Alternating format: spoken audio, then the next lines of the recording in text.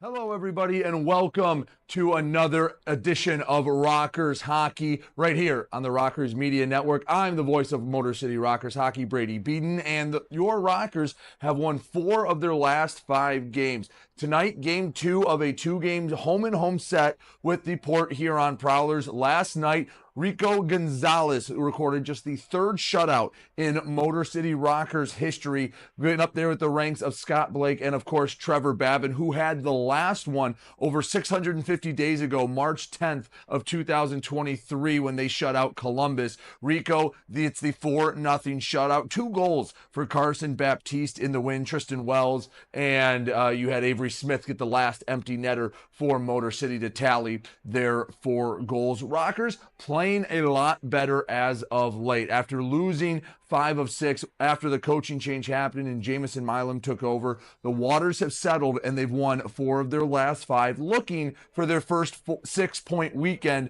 of the season as they have the Prowlers back in for game 2 of this matchup. One note from the Prowlers side: Tucker Scantlebury suspended for tonight's game for instigating in the final 5 minutes of last night's contest. So no Tucker Scantlebury for the Rockers tonight. For Motor City, rather, basically the same lineup. Karagorgos is out of the lineup tonight. He will get a rest as Nick Miguel Diaz comes back into the fray. It's ugly sweater night here. As you can see, it's going to be a fun night. Teddy bear toss, so don't be surprised after the first goal of the night when you see the teddy bears flying onto the ice. A whole host of things going on tonight. We're getting in the festive holiday spirit here at Big Boy Arena. Hopefully get to celebrate it with a win. We'll take a quick break. When we come back, talk with the head coach Jameson Milum as he's getting ready to go down, get another win, get the first sweep with 6 points on this season. One other note to mention: Josh Colton with 2 assists last night moved into 2nd place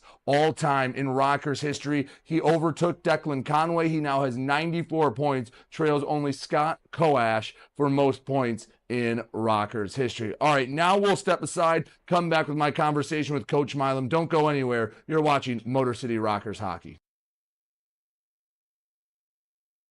Welcome back to the Motor City Rockers pregame show. I'm Brady Beaton, joined by head coach Jameson Milum. Coach, very nice win a night ago against Port Huron. Shutout, only the 3rd in Rockers history, the 1st in over 650 some days for Motor City. Let's start there. You know, Rico, he's had his ups and downs, but I think you've seen him kind of forged by fire these last few weeks with Babin being out, that he's stepped up to the plate and even in some losses had some big time games, was rewarded for it last night. Well, I mean, yeah, I've always known what Rico's been capable of. I've spent a lot of time with the kid. We worked together a couple of summers ago, and he's a very hardworking kid. And I knew that putting him in a position to have success, he could find it. It's just getting over that, mentality side of it. And he's been pushing himself through, and I've been working with him on that side of it too, just trying to keep him calm. And last night when I rewatched the game, I noticed he looked very calm and he was in solid positioning, and that's all you can really ask for. And you can see the development in his mind and in his game happening. Things happen, and you don't always have your best night or your best game, but it's about relinquishing that and moving forward to the next one, concentrate on the next save, and it seems like he's really getting a grasp of it. You got up early in that one, obviously held on to it. Port Huron never really threatened in that game. What does that mean? We first talked when you took over, you talked about getting that defensive mindset down. And if you even just look at the games against Port Huron, you can see the evolution from a 5-1 loss to a 4-1 loss, a 2-1 loss last time you play. And now it feels like you finally flipped it. You got to the next chapter, a 4-0 win. What does it mean for what the guys are buying into and how you're getting along with them a little more from the coaching side? Yeah, well, I mean, you can hope your guys do what you ask, and then you could keep preaching it, and then you start to see the evolution of guys starting to figure it out and not just listen to you, but understand you. And I think that's where we're getting, is repeatedly doing things in practice, repeatedly talking about the same situations, repeatedly, reminding guys of what we're asking for as a coaching group. And when it finally comes to fruition and you get those little things, and you start to get those bounces, and you start to understand, okay, this is what he's been talking about, or this is what can make us have success. And a lot of it is being patient. Not every game you don't start off hot, and you don't get puck luck or the things that maybe start to get antsy, start to push the offense. But if we rely on the things we've been talking about, and having patience, and then capitalizing on those chances when we get them, and then continuing to do the things that got us to that point, that's what we're starting to see now out of this group. And it's nice to see it kind of finally all happen. And now we can say, that's what it takes, and that there can be an expectation. And as our team gets healthy and we have more players to bring in and out, and have situational things, there's going to be a lot of room for improvement moving forward, because we have a baseline now, Right? And we can build on it, and that's what we've been doing. Just little steps forward, concentrating on small things, and now we put it together, and we can keep learning, and the process just grows from here. And now we can start implementing face-off plays and different things in different situations to build on what we've already gathered from the beginning of the season.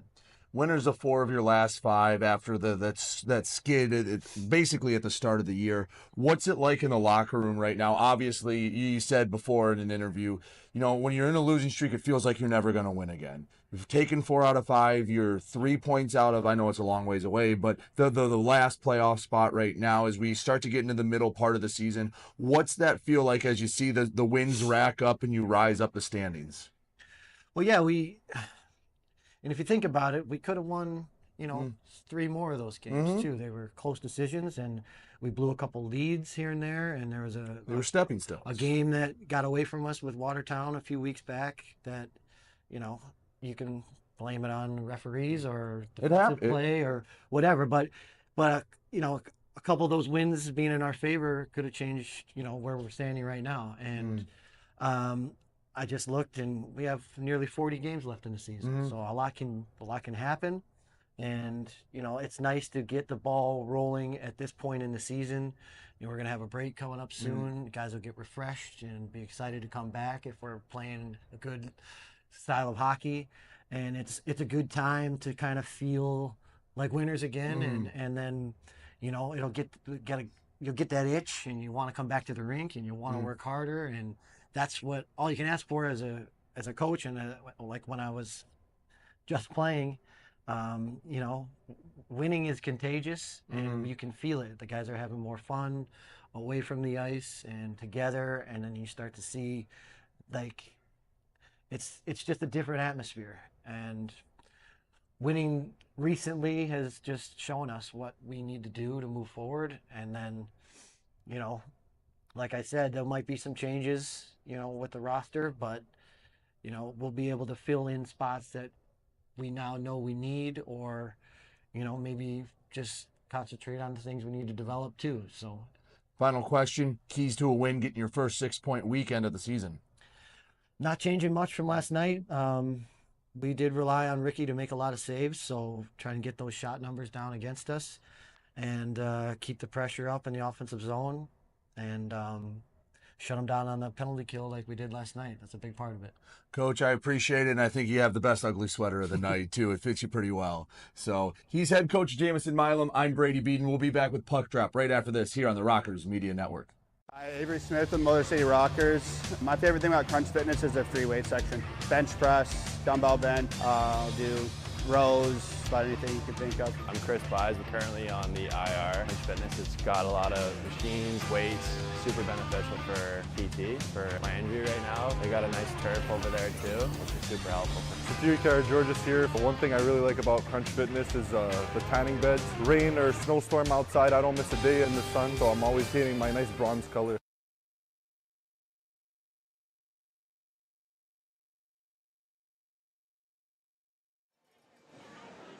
Back here at Big Boy Arena, getting ready on the pregame show.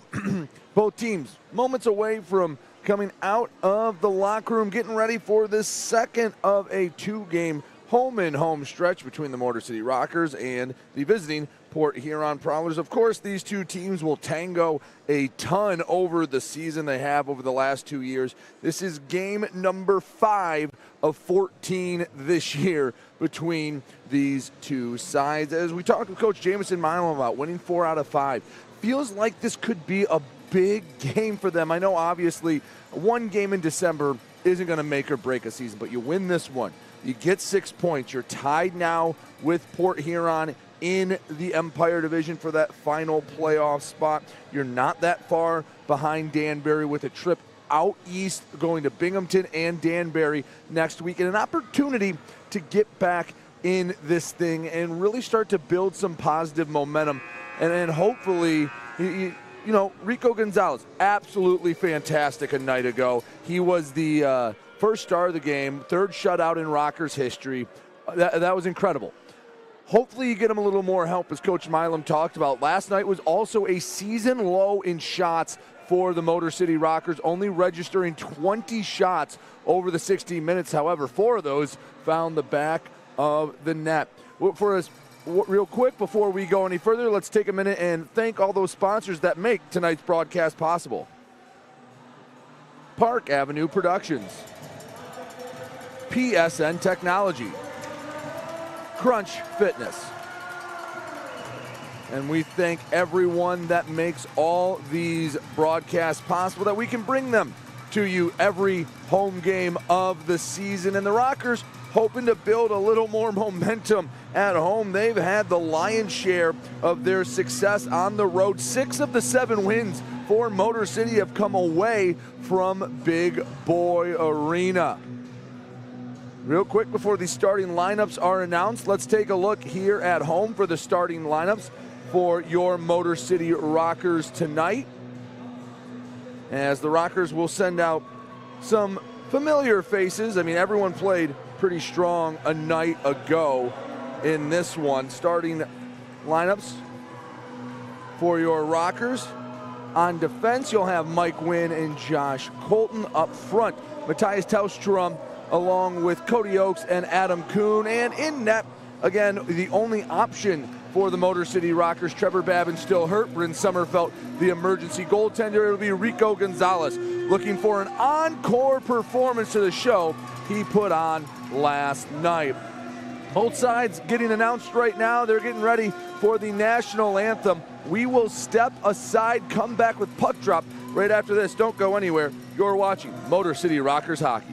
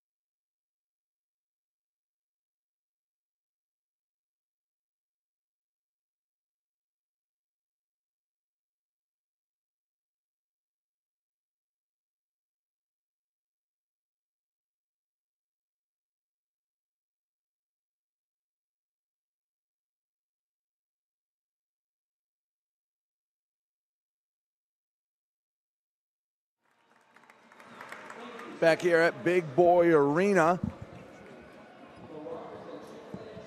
Both sides getting ready. National anthem has been sung. The puck about to be dropped. It is teddy bear toss night here at Big Boy Arena. So after the Rockers' first goal, you're going to see a slew of teddy bears tossed onto the ice. It's become a pretty standard tradition around the world of hockey that at the minor league levels about this time of year goes to children in need. And just walking around pregame, you're going to see a lot of teddy bears. They're being sold over there. We'll talk about who this benefits and everything in the first intermission. And there we go for the ceremonial puck drop.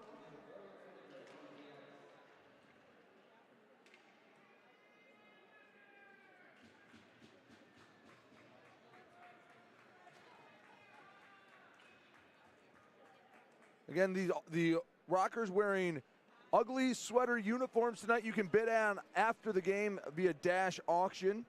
So whether you're here at the rink across the country, you can try to get your favorite Rockers sweater. Make sure, again, it's Dash Auction after the game.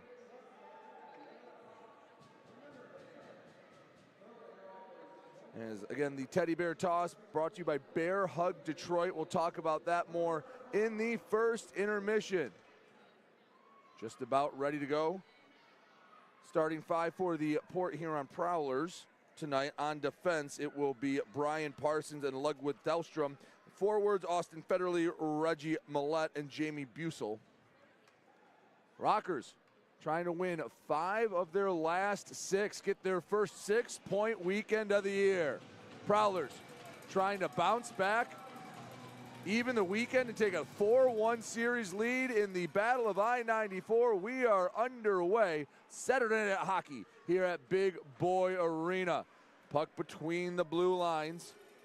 Tellstrom races back, has it on the forehand. Diagonal pass, sticks to Busel. Pressured in the near zone. In the corner. Coming up, Tellstrom. Pressured at his own blue line. Takes his time. Off the back wall, Parsons behind his own net. Left side slides it up. Prowlers have possessed the puck rarely in the Motor City Rocker zone. First shot from Millette, kicked aside by Gonzalez.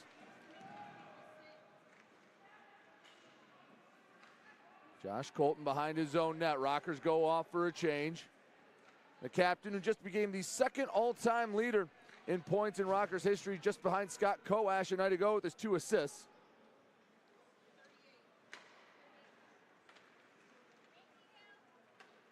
Prowlers have it up to Stiles. Into the corner, Kenny Stiles pressured off the puck. Battling for it. A couple purple jerseys come in, knock it away. Back down, Eli Rivers. Slides it across Nick Miguel Diaz. Chips ahead. Slides into neutral ice. Sneath races, can't get there before Chartrand cuts him off. Back into the Rockers zone. 1:30 into this one. Not much has happened here in the early going. Just the one shot. That was for Port Huron. Rockers looking for the breakout. Off the skate of Avery Smith. Turnover right back to Port Huron. Deasy can't work through the teeth of that Prowlers defense. Slides to the end wall. Nick Miguel Diaz chips it up on the stick of number 57, Tristan Wells. He dumps it in, chases after it, boxed out by Petcherichin. Far corner. Rockers trying to have some sort of offensive possession. Smith, backhand, broken up, still ends up on the stick of Gagnon. Shot blocked. Rebound Wells, can't settle it down in time. Slides it off the skate of a Prowler, and Port Huron going the other way. Deasy chipped it in as Port Huron goes for the change. Motor City picks it up in their own end. Wells backhands ahead. Parsons takes it away. Both sides very familiar with each other. Not a lot that'll surprise each other with how often these teams play each other. Busel blows a tire, is sticked aside by Gonzalez. 17:09 to go, first period, scoreless. Port Huron, Motor City. Feeling out process a night ago. Motor City, the 4-0 shutout win. Kuhn chips in deep, races after it. Thelstrom there first. In the corner, both sides battling for it, and a white sweater comes away with it. Rockers on the attack. Pass taken away. Thelstrom at center ice, poked aside by Coach Coach Milum. Millet's pass off the mark, icing the call. One of our first whistles, 3 minutes, 20 seconds into this first period.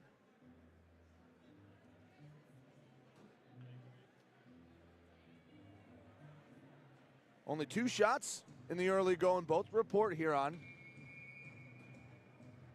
Gonzalez, 39 a night ago.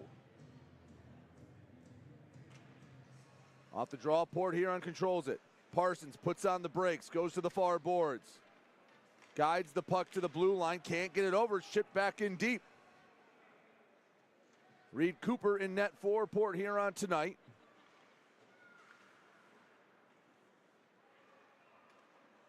Cooper able to put the mitt on top of it, get a freeze in the Prowlers zone. Prowlers go on for a change. Lockhart, Heinzel, Chartrand, Stiles all come over the boards. Matt Graham will stay out there. Rockers like the 5 they have on the ice.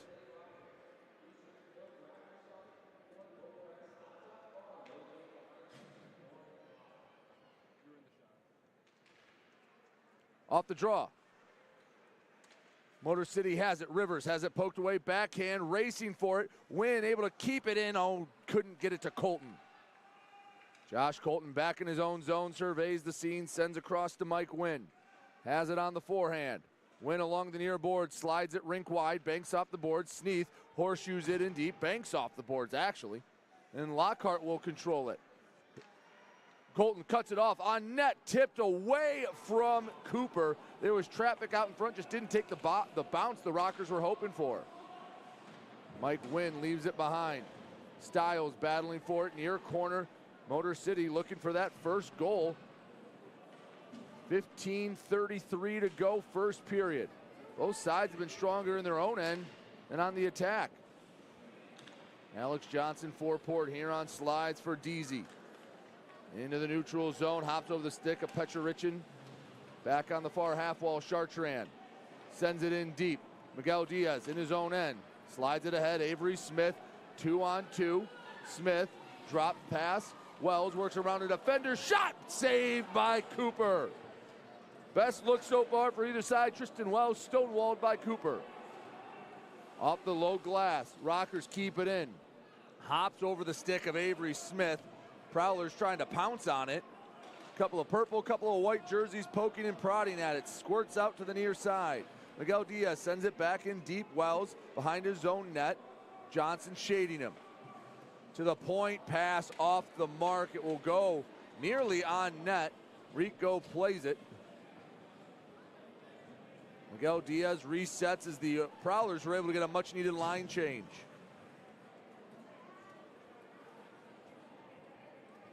Taking his sweet time. 14:20 to go, first period. Scoreless, both sides into the offensive zone. Tellstrom, shot off the low glass, fired high and wide, and we have a whistle. That'll bring us to our first timeout of the night. Still scoreless, both sides feeling each other out here on a Saturday. We'll have more when we return. Don't go anywhere. You're watching Motor City Rockers hockey.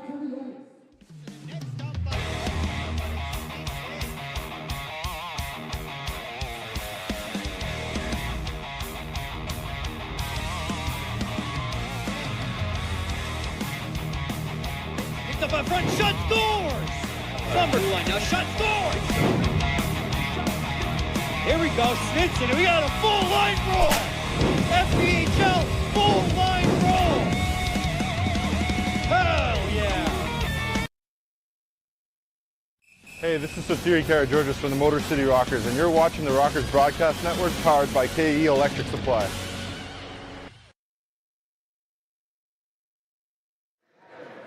Back here at Big Boy Arena. Still scoreless. Everyone eagerly holding on to their teddy bears.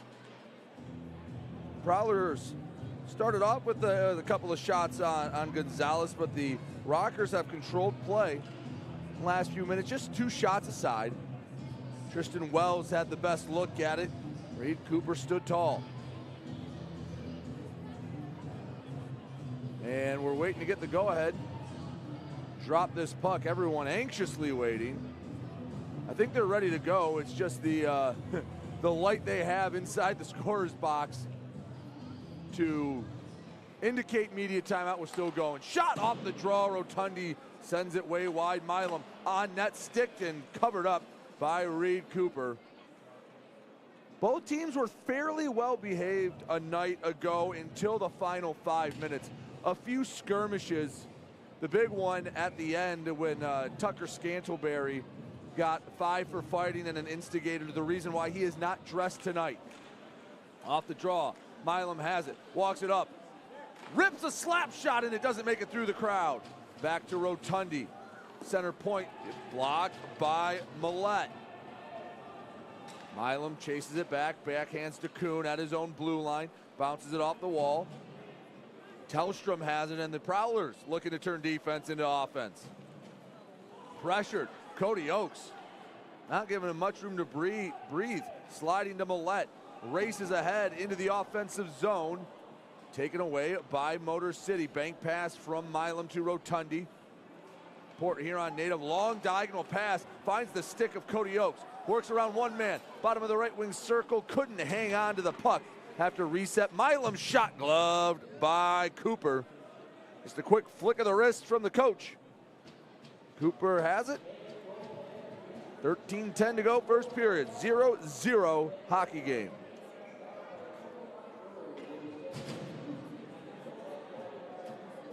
Draw to the left of Reed Cooper. Sneath can't win the draw. Graham bested him. Heinzel aids it ahead to Brett Lockhart. Rink wide feed way off the mark. Icing the call, and we'll bring it all the way back to the Prowler zone.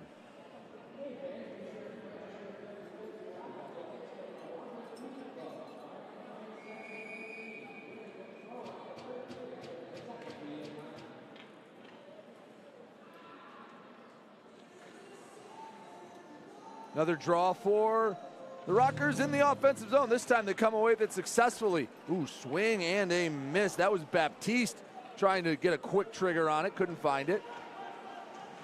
Win in his own end. Backhands it to the corner. Matt Graham for Port Huron comes, has it poked away by Colton. Stiles slides it back to Graham. He's pressured by Wynn. Graham able to hold on to it for the moment. Lockhart at the point. Short but hard feed to Heinzel. Back behind the net. At everyone's feet. Wynn controls it. Mike Wynn to the far side. Colton. Long feed ahead into the offensive zone. Gagnon. Right wing circle, and he takes a spill. And Motor City will go on the power play. 2 for tripping. All power plays this season are powered by Continental Electric Products. Proudly made in Michigan, they provide power solutions to industry. Continental, a premier partner of your Motor City Rockers. Adam Heinzel goes to the box, 2 for tripping at the 7:40 mark of the first period. And the Rockers had about 30 seconds of power play action a night ago. They did not score on the power play. They were perfect on the PK as well. We'll get a chance. 5-on-4. Rockers win the draw. Nick Miguel Diaz to the point. Right side, walking it up. Shot tipped up high, hits the glass. Brought in by Jamison Milum. Back to Miguel Diaz, straight away. He's pressured by Chartrand. Returns Milum straight away, fakes the slap shot. Right side, one-timer, couldn't find it. Cody Oakes, left corner. Back to Miguel Diaz. First 25 seconds have been all pressure from Motor City. Near side, Milum thought about the slap shot, held onto it. Returns to Nick Miguel Diaz. Left side, goes down low. Tellstrom gives it back to Oakes. Jamison Milum, one-timer shot, tipped, and it hit the pad of Reed Cooper. He didn't see it, but he had it. I thought I heard a whistle. We'll play on. 1:09 to go in the man advantage. 1:27 to go first period. Port Huron, they will pressure down a man. They are not afraid to try and slip out and get a short-handed goal. From their own zone, Rockers work in the breakout. Baptiste over the red line, dumps it past the blue, chases after it himself. Him and Rivers, the first one's down there. Back to the point, Josh Colton, near side, Mike Wynn. Skates up, returns to Colton. The captain, left side, Wynn. Returns to Colton, 33 seconds left to go on the 5-on-4. Back to Colton. Thought better of the shot, didn't have the angle he liked. Back to Wynn, cycling through. Shot on net, blocked by Millette. That's the second or third puck he's gotten his body in front of, and he gets the clear, and that will all but end the power play for Motor City. 10 seconds left. Mike Wynn, if he wants to hurry, might get one more rush in. 5 seconds till we're back to 5-a-side hockey. Wynn dumps it in. Cooper out of the net, has it on the backhand, and Adam Heinzel comes out of the box. A fruitless first power play for Motor City, still scoreless. Out of the box, Heinzel, 2-on-1, shot saved. Oh, there was a quick whistle. It was an incidental whistle by the official. He lost sight of the puck, blew it too early, and Chartrand came up and banged in the rebound, but after the whistle, no goal. Gonzalez thought he had it. He fooled the official as well, and a quick whistle is a break for Motor City.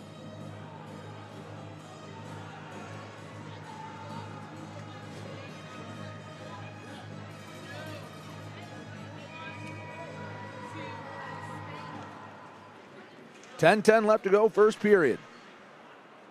Still scoreless. Nearly had our first goal. In the Rockers zone, Avery Smith takes it up and out, double teamed as he hits it off the high end boards. Lockhart leaves it back, guided ahead by Bussel. Racing down the ice, Tim Delaney in his own end, rink wide feed. Returns Delaney. Over the red line, finds Smith on the backhand, left wing circle, shot, hits the glove, and covering it up, Reed Cooper. 9:36 to go in the first period. Still goose eggs on both sides. Don't go anywhere. We'll come back with more. You're watching Motor City Rockers hockey. Avery Smith with Motor City Rockers. My favorite thing about Crunch Fitness is their free weight section. Bench press, dumbbell bench, I'll do rows, about anything you can think of. I'm Chris Buys. We're currently on the IR. Crunch Fitness, it's got a lot of machines, weights, super beneficial for PT, for my injury right now. They got a nice turf over there too, which is super helpful. George's here. One thing I really like about Crunch Fitness is the tanning beds. Rain or snowstorm outside, I don't miss a day in the sun, so I'm always getting my nice bronze color. Hey, this is Josh Cullen from the Motor City Rockers, and you're watching the Rockers Broadcast Network powered by KE Electric Supply.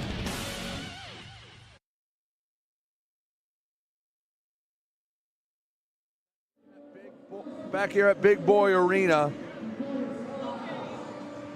9:36 left to go, first period. Take a look at the shots from both sides. Stats all season long brought to you by PSN Technologies. After Port Huron notched the first 2 shots in the game, 7 of the next 8 have come in favor of Motor City. Out of the timeout, we'll have a draw in the Prowlers end. Kuhn. He takes a minute, waits for the go-ahead. He gets the all right. We resume action. We're going to get those teddy bears on the ice. Nick Miguel Diaz, far side, dumps it in. Kuhn centered it, but there was no one home. Back, Kuhn shot and a penalty called. Rockers going on the PK. Are they getting Kuhn for the trip? 9:26 to go in the first period. And no, it will be number 24, Matthias Tellstrom, heads to the sin bin. 2 minutes for tripping. 10:34 into the first period.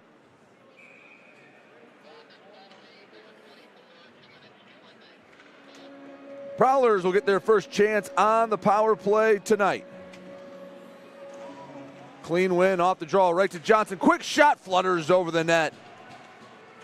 Nice job getting in the way of that. That was Eli Rivers. Federally at the point, slides to Johnson.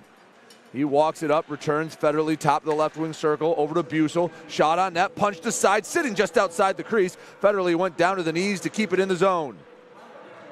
23 seconds into the man advantage, a tie-up, and Yeah, the kind of the hands up from Cody Oaks saying, what do you want me to do? Shot and a save.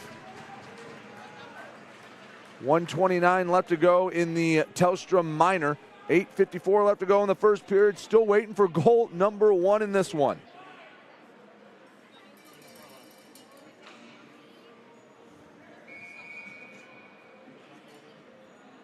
Graham will take the draw for Port Huron. Wins it cleanly against Smith.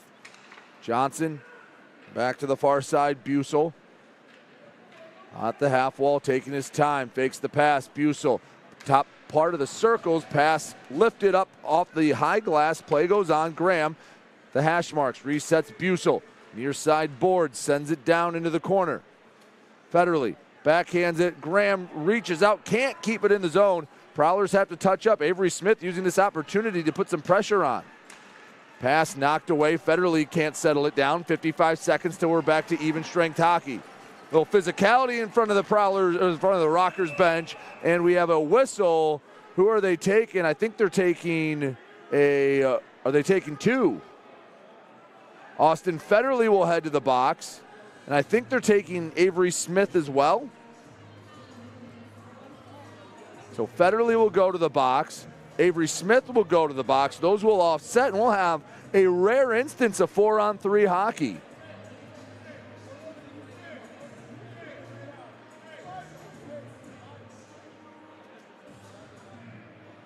We're getting everyone settled in.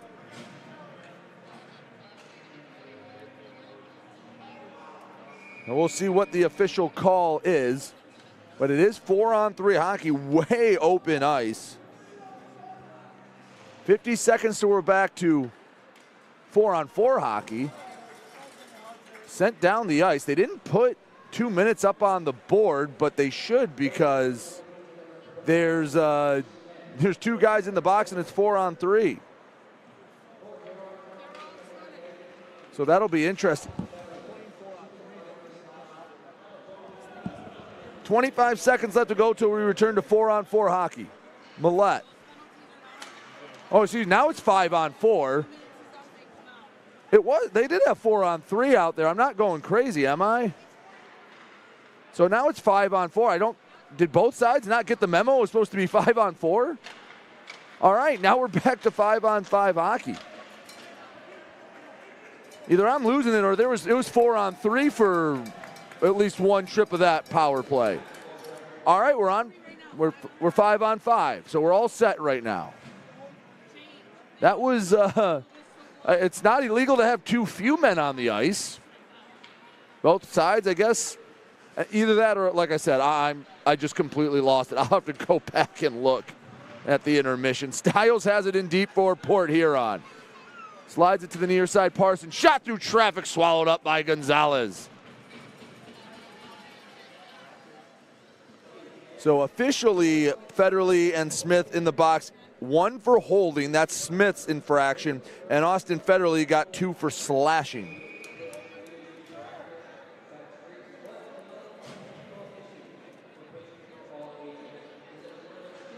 Prowlers win the offensive zone draw. That's Matt Graham. Shot from Thelstrom, and it's swallowed up again by Gonzalez.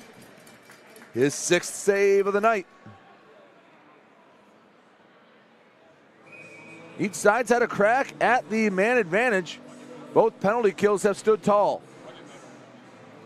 Off the draw, Colton has it for Motor City across to Tellstrom. Flips it high into neutral ice. Racing after it. Oaks can't quite get there. It was Ludwig Tellstrom that was able to pin it across the boards and prevent the breakaway from Cody Oaks. Tell you what, 19 flies around with a little bit of extra vigor. You notice him sometimes out there on the ice. He's a spark plug for sure. Deep in the Rockers zone, win off the mid-glass. Rings around into the neutral zone. Once again, it's Thelstrom hanging on to it. Prowlers trying to set something up. They've had a lot of possession, but haven't had much quality. It's been more quantity for Port Huron early in this one. Parsons behind his own net, sets up the breakout. Slides near side. Up the near boards. Deasy at the blue line, trying to work around Mike Wynn. Too long for him. He was able to poke the puck away. He made a move, but didn't have the frozen biscuit. Far side, Sim Leaves it in deep. Centering pass had no home coming up. Petrovichin keeps it into the corner. Chip back ahead near side. Wells spins off of it. Back in the near side boards. It is shoveled up ahead into the Rockers zone, or the Prowlers zone rather, but Port Huron controls it. 5:24 left to go in the first period. Still looking for the Knights' first goal. Nick Miguel Diaz in his own end. Sauces one across. Rivers fakes the pass, keeps it on his forehand. Works to the center, and Fraser knocks it away.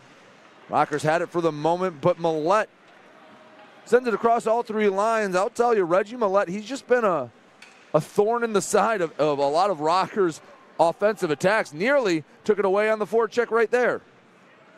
Rockers struggling to get it out of their own zone. Tim Delaney behind Rico Gonzalez. 4:50 to go in the first period. Been a fairly uneventful first period. Each side's had a couple decent opportunities, couple power plays.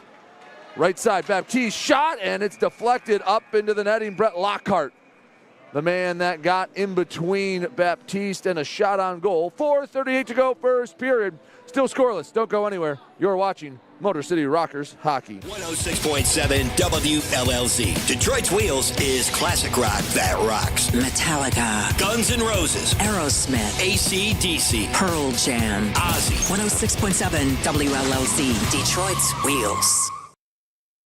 Hey, this is Jake Raleigh from the Motor City Rockers, and you're watching the Rockers Broadcast Network, powered by KE Electric Supply.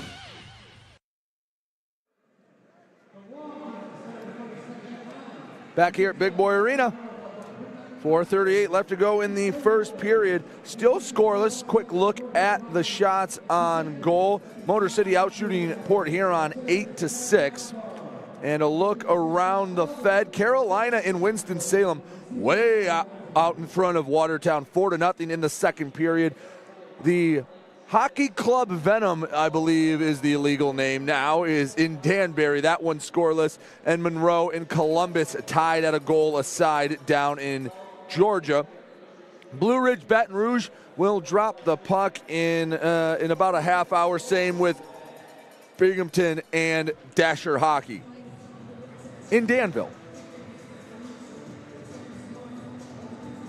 Fans eagerly awaiting to chuck some teddy bears out on the ice. Get the go-ahead. Start after the media timeout. Again in the Prowler zone. Federley getting a little anxious. Few different players are. Clean win off the draw. Tim Delaney has it on the backhand. Sends ahead. Chipped by Cody Oakes. Far side, Tellstrom had it poked away. Austin Federley, a pest, taking that puck away. To the near side, Alex Johnson. Up to the red line, banks it to Bucell.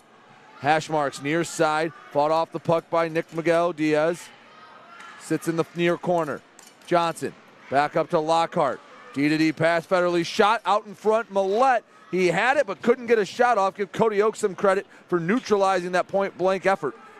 Adam Kuhn to the far side. Controlled, near side.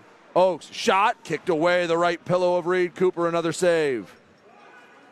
Down the ice. Icing the call, easy call. Rockers will make a change. Prowlers not allowed to. And it comes back down into the Port Huron end. After the first couple of minutes, most of the play has been here in the Prowlers end of the ice. Sans maybe that penalty. That was 2 minutes that when he had Tellstrom go into the box for the trip. Off the draw. Waving at it. Milum, he missed Federley. He has speed. Him and Millette 2-on-1. Federley pass across. Shot missed wide. Best opportunity for either side goes by the wayside. On the other end, Motor City Smith out in front and got a piece of it, but Milum couldn't get enough of it.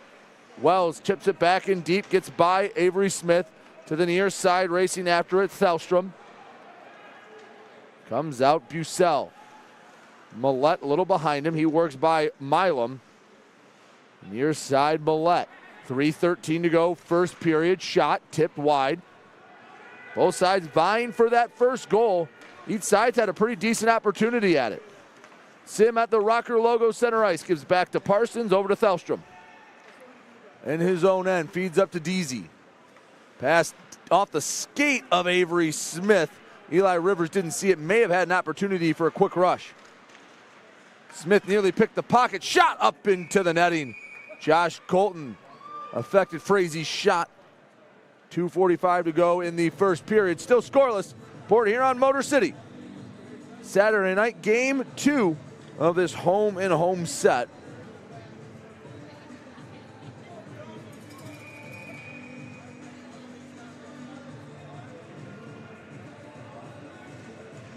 Off the draw, Chartrand had a good look at it, missed it off the top left corner. He was aiming to pick that corner over the right shoulder of Gonzalez, just a little too much on it. Far corner, Chartrand comes away with it, left wing circle back to Tellstrom. Shot never got off the ice, never got to Gonzalez. To the blue line, kept in, pitchfork by Parsons. Colton in his own corner, trying to work it out, give Gonzalez a second to catch his breath. Prowlers been on the attack, maybe their best 5-on-5 shift all period, all game long. Graham on the backhand, spins around, pass out in front, and it hopped over the stick of Chartrand. To the right side, Baptiste into the offensive zone, drops it back, shot kicked up. It's bouncing around, and it was a high stick. They will get a high stick on TJ Sneath. That is the right call. That was all instinct from Sneath. He saw it pop up, and he was just trying to find a way to beg for it to go into the back of the net. Official caught it in time. It was a scrambly play.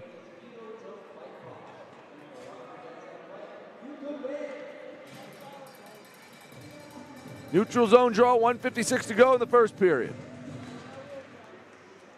Clean win for Oaks. Win, tried to dump it in diagonally. Ooh, Heinzel bit it. This ice needs a resurface in the worst way. It's been, I've seen both purple and white jerseys tripping over lines all period long. Colton looked for a one-touch pass, couldn't get much on it. Federally collects it in his own end for Port Huron. The Prowler captain to center ice. Oh, errant pass, look out. Bussel, right wing circle, backhand shot, saved by Gonzalez. Tried to go 5-hole, and Rico got just enough of it. Still, zeros up on the scoreboard. Racing ahead, Kuhn. Both sides look like they could use the intermission. Oaks, right wing circle, spins back around, searching for somewhere to send it. He ran out of time and out of real estate. Knocked away by Joel Frazee. Final minute of play in the first period. Right side, Miguel Diaz. Shot goes high and wide of the net. Rockers can't keep it in. Tim Delaney's best efforts. Shuffles it ahead to Miguel Diaz. He'll skate it into the zone himself. Right wing circle shot, altered into the corner. Banks up near the half wall. Behind the goal line, Sim picked it up. Prowlers is trying to get to the locker room at this point. Rockers have had a few good looks. Into the offensive zone, Sim. Puck comes out in front. Nick Miguel Diaz there to collect it. Up to Avery Smith. Neither him nor Alex Johnson could have it.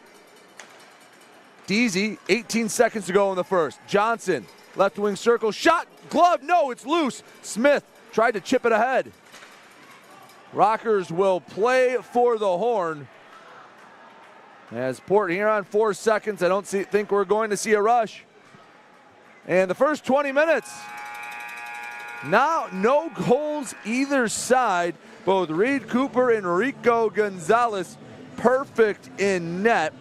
Let's take a quick look at the shots on goal. Fairly even. Port Huron did end up outshooting Motor City 12-10 after 20 minutes, but a fairly even first period ends scoreless after 1 period of play. 0-0 hockey game. Don't go anywhere. We'll have a lot coming up for you on the first intermission.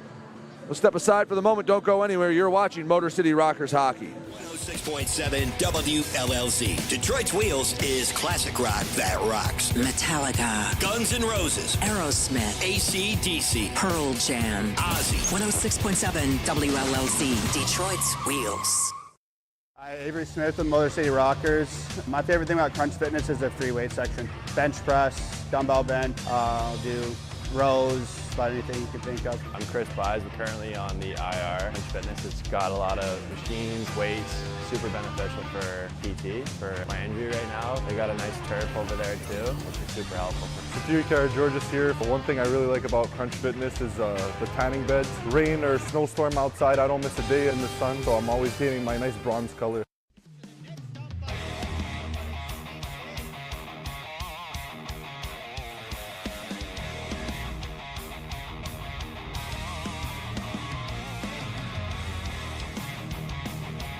Up in front, shut doors! Number one, now shut doors! Here we go, Snitson, we got a full line roll! FBHL, full line roll! Hell yeah!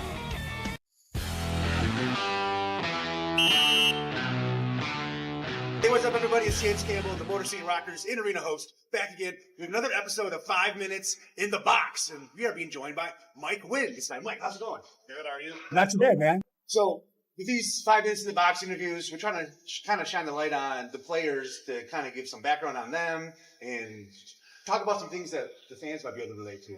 So, can you tell me a little bit about like your hockey journey? Like, where did you grow up? Are you a local guy? Yep, I'm from Ann Arbor, Michigan. Very nice. Grew up just playing on AAA teams out of Detroit, so just basically played my whole life actually in and out of the strength. I was going to say, you probably spent a lot of time here at the Boy Arena, My right? last 2 years in Midget, I played at Joe Louis Arena and here because I was on Little Caesars, so Oh, I very spent cool. a lot of time in this building. Oh, that's awesome. How many seasons have you been with the Rockers? Have you been since the start? I was here first day of training camp, first year, so this is my 3rd year here now. Very cool. That's awesome. It's awesome to hear because I know, like, going through the different pictures of things, like there's always tons of you know some of the other guys. So I had assumed that you had probably been for a while. So besides hockey, what other things are you into? To be honest, I just hang out with my girlfriend and work a lot, play video games. I don't know. I'm pretty much a homebody. I don't go out much or anything. You hit one of my key favorite things, video games. Yep. So Xbox, PlayStation, PC. What do you game on the most? PlayStation. I have an old Xbox too. I keep it so I can go back and play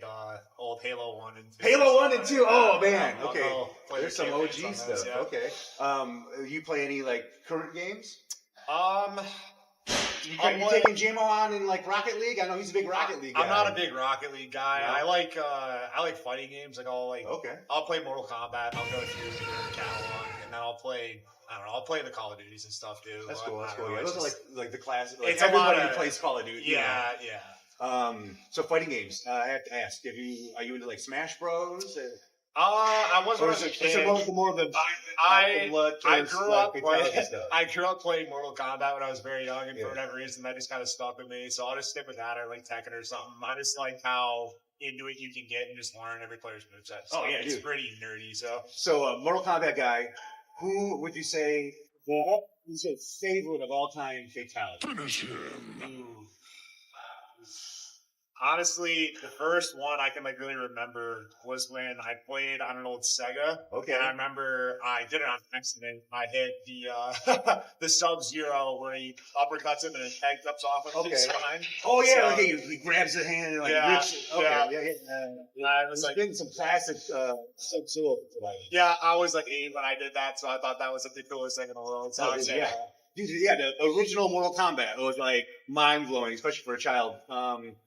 I think I might have been a little bit older than 8 when I got my hands on it. Like cutting lawns and then finally doing it, and then realizing how hard it was. Like, it was such a hard game for a kid. So you'd always set up 2 players, and then for me, because I suck at fighting games, so set up 2 players. Just beat the crap out of the other guy just so you could do the fatality. Yep, pretty much. Very cool. Job. What do you do for a job other than besides playing hockey? To be honest, I do a lot of handyman work. So in the summertime, I'll do a lot of painting. I'll do a lot of landscaping mostly. Wintertime, I end up going in and doing a lot of, still interior painting, but more general work, flooring, stuff like that. Just cool. It's like a tradesman, like trade stuff. That's cool. That's cool. That's one thing I wish I would have learned. I spent a lot of time in school. I wish I would have learned like a trade, like something like. I did the opposite. I did not spend a lot of time in school, and instead I went to work. So. I gotcha. So being with the team so many seasons, going from teammates with JMO, what's it like playing with JMO now as the coach? It's been a pretty smooth transition, honestly. I mean, he always had a lot of input since he's been here, in my opinion.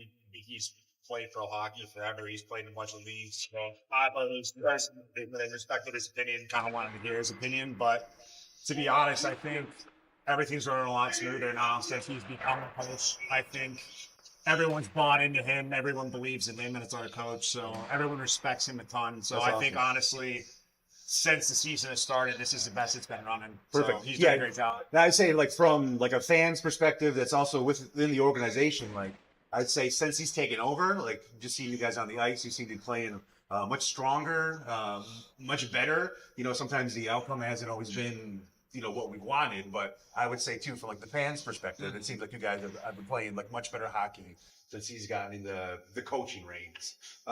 Anything else you want to add? Anything you want to say? You want to say hi to anybody? Hi, Risa. Hi, Mom. Hi, Dad. Hi, Kelly. Just my family. Yep. Very cool. Very cool. Well, hey, man, thank you so much for taking the time to sit down and chat video games with me. Finally, somebody to talk video games with. There we go. But I appreciate it, and dude, good luck with the rest of the season. Hey, thank you.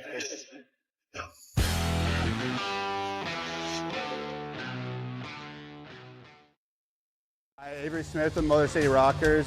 My favorite thing about Crunch Fitness is their free weight section. Bench press, dumbbell bend, I'll do rows, about anything you can think of. I'm Chris Buys. We're currently on the IR. Crunch Fitness has got a lot of machines, weights, super beneficial for PT, for my injury right now. They got a nice turf over there too, which is super helpful.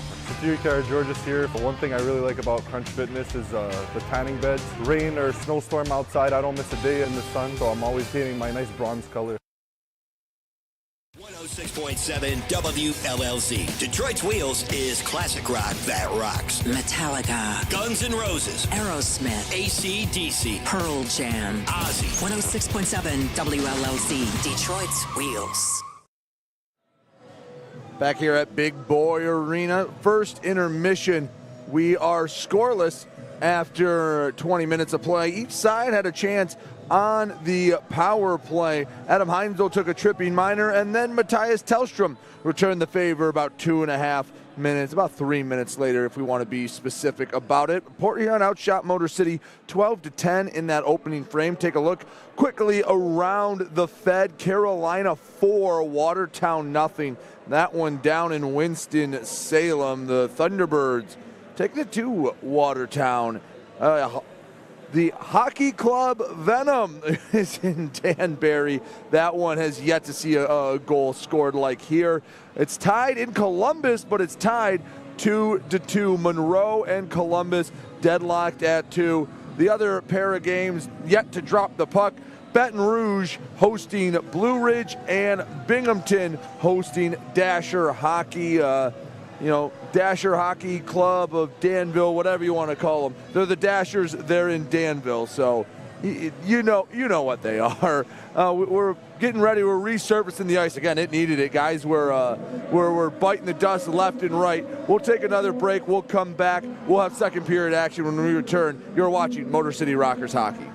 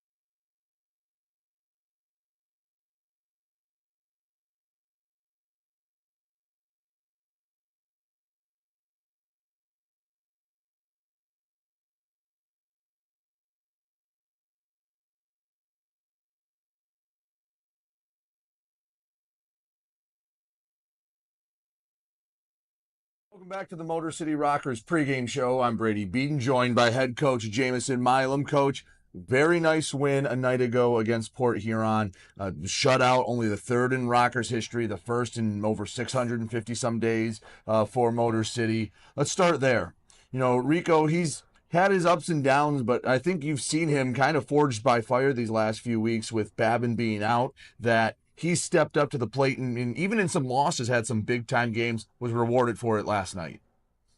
Well, I mean, yeah, I've always known what Rico's been capable of.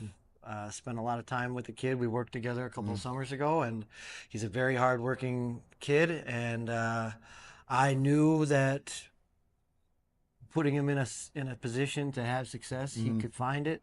It's just getting over that, mentality side of it.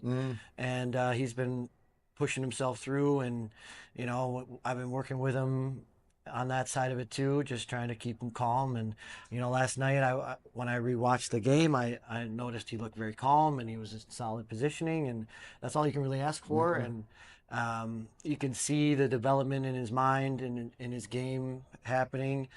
Things happen, and you don't always have your best night or your best game, but it's about relinquishing that and moving forward to the next one, concentrate on the next save, and it seems like he's really getting a grasp of it. You got up early in that one, obviously held on to it. Port Huron never really threatened in that game. What does that mean? We first talked when you took over, you talked about getting that defensive mindset down. And if you even just look at the games against Port Huron, you can see the evolution from a 5-1 loss to a 4-1 loss, a 2-1 loss last time you play. And now it feels like you finally flipped it. You got to the next chapter, a 4-0 win. What does it mean for what the guys are buying into and how you're getting along with them a little more from the coaching side? Yeah, well, I mean, you could hope your guys do what you ask, and then you could keep preaching it, and then you start to see the evolution of guys starting to figure it out and not just listen to you, but understand you. And I think that's where we're getting, is repeatedly doing things in practice, repeatedly talking about the same situations, repeatedly, reminding guys of what we're asking for as a coaching group. And when it finally comes to fruition and you get those little things, and you start to get those bounces, and you start to understand, okay, this is what he's been talking about, or this is what can make us have success. And a lot of it is being patient. Not every game you don't start off hot, and you don't get puck luck or the things that maybe start to get antsy, start to push the offense. But if we rely on the things we've been talking about, and having patience, and then capitalizing on those chances when we get them, and then continuing to do the things that got us to that point, that's what we're starting to see now out of this group. And it's nice to see it kind of finally all happen. And now we can say, that's what it takes, and that there can be an expectation. And as our team gets healthy and we have more players to bring in and out and have situational things, there's going to be a lot of room for improvement moving forward, because we have a baseline now. Right. And we can build on it, and that's what we've been doing, just little steps forward, concentrating on small things, and now we put it together, and we can keep learning, and the process just grows from here. And now we can start implementing face-off plays and different things in different situations to build on what we've already gathered for the beginning of the season. Winners of 4 of your last 5 after that skid basically at the start of the year. What's it like in the locker room right now? Obviously, you said before in an interview, when you're in a losing streak, it feels like you're never going to win again. You've taken 4 out of 5. You're 3 points out of, I know it's a long ways away, but the last playoff spot right now as we start to get into the middle part of the season. What's that feel like as you see the wins rack up and you rise up the standings? Well, yeah, and if you think about it, we could have won, 3 more of those games too. They were close decisions, and we blew a couple leads here and there. And there was they were stepping stones. A game that got away from us with Watertown a few weeks back that, you can blame it on referees or defensive play or whatever. But a couple of those wins being in our favor could have changed, where we're standing right now. And I just looked, and we have nearly 40 games left in the season, so a lot can happen. And it's nice to get the ball rolling at this point in the season. We're gonna have a break coming up soon. Guys will get refreshed and be excited to come back if we're playing a good style of hockey. And it's a good time to kind of feel like winners again, and then it'll you'll get that itch, and you want to come back to the rink, and you want to work harder, and that's what all you can ask for as a coach. And like when I was just playing, winning is contagious, and you can feel it. The guys are having more fun away from the ice and together, and then you start to see like it's just a different atmosphere. And winning recently has just shown us what we need to do to move forward. And then, like I said, there might be some changes, with the roster, but, we'll be able to fill in spots that we now know we need, or, maybe just concentrate on the things we need to develop too. So, final question, keys to a win, getting your first 6-point weekend of the season. Not changing much from last night.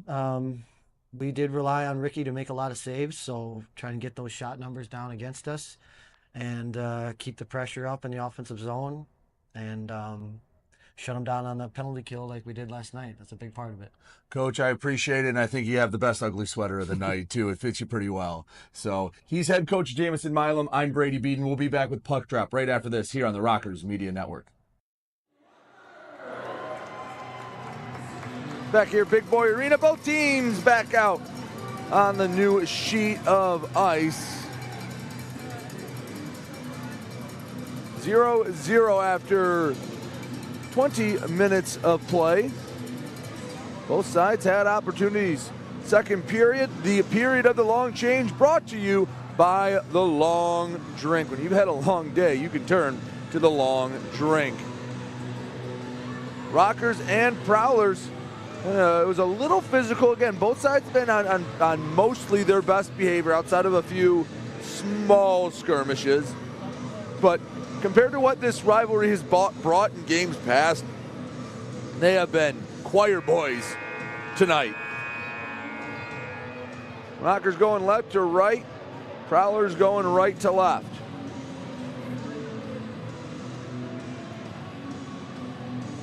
We are ready to go. Rico Gonzalez, he's been perfect through 4 periods against Port Huron.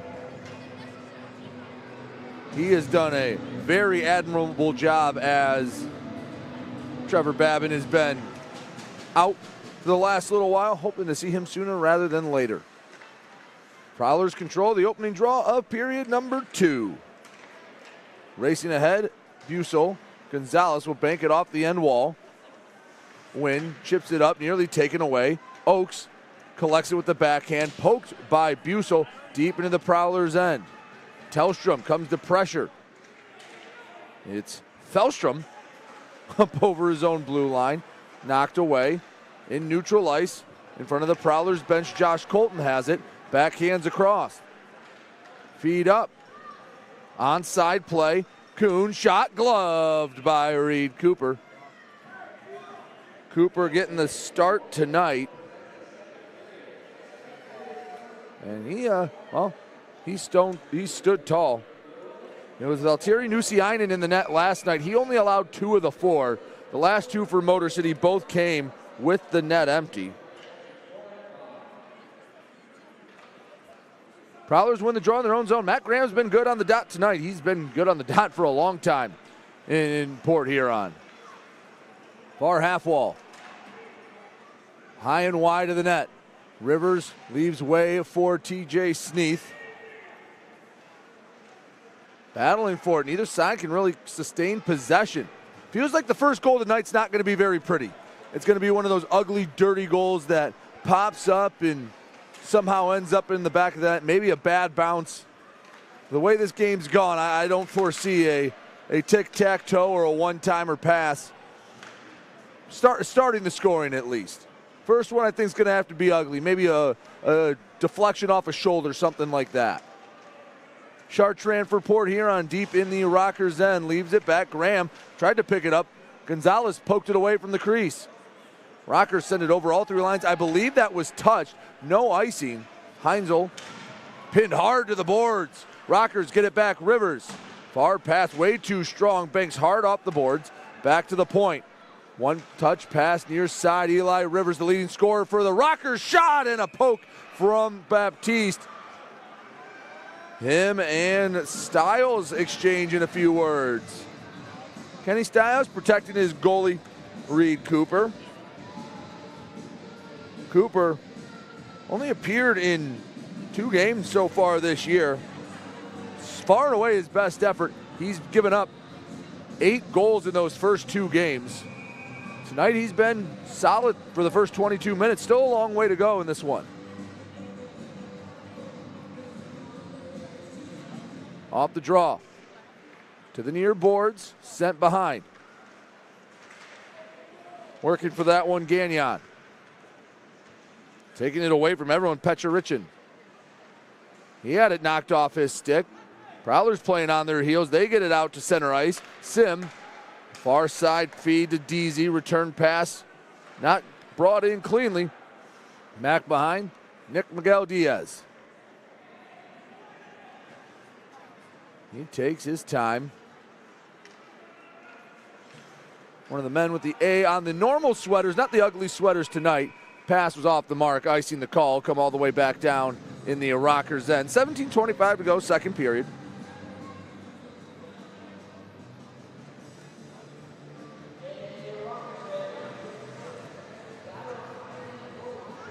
To the right of Rico Gonzalez.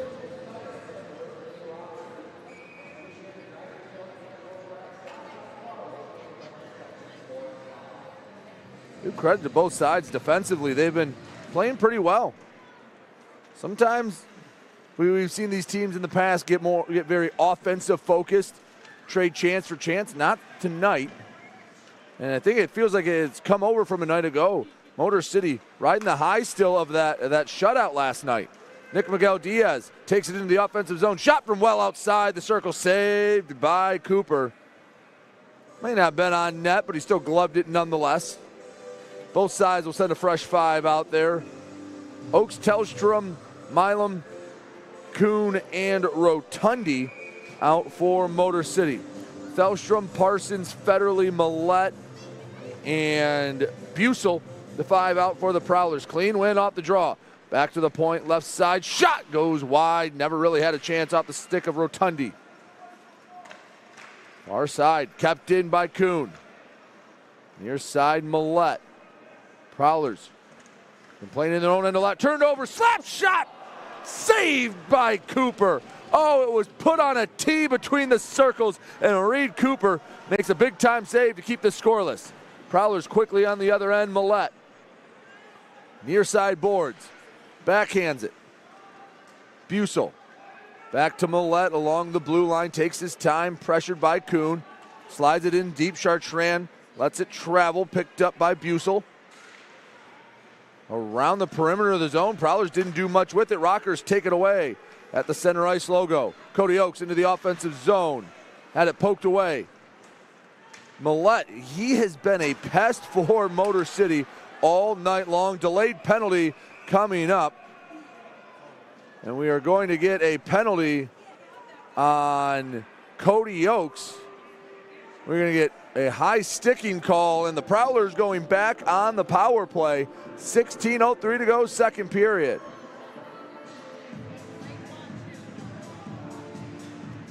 Josh Colton, a calm conversation with one of our officials. I think he's just explaining his point of view.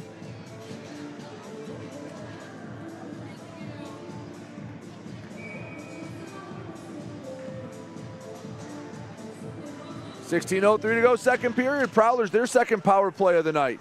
Chartrand had it knocked away. Rivers trying to get a little offensive minded, turned it over. Couldn't even get it out of the zone. Millette, near side. Lockhart, return feed off the skate of Fraser. Look out. Rockers going the other way. Along the far boards. Rivers takes his time. He's pinned to the boards. He's fine with letting some of this time melt away. Get him back to 5-on-5 quicker. Sneath comes in to help out. No shot on that rush, but now only 1:25 left to go in the power play for Port Huron.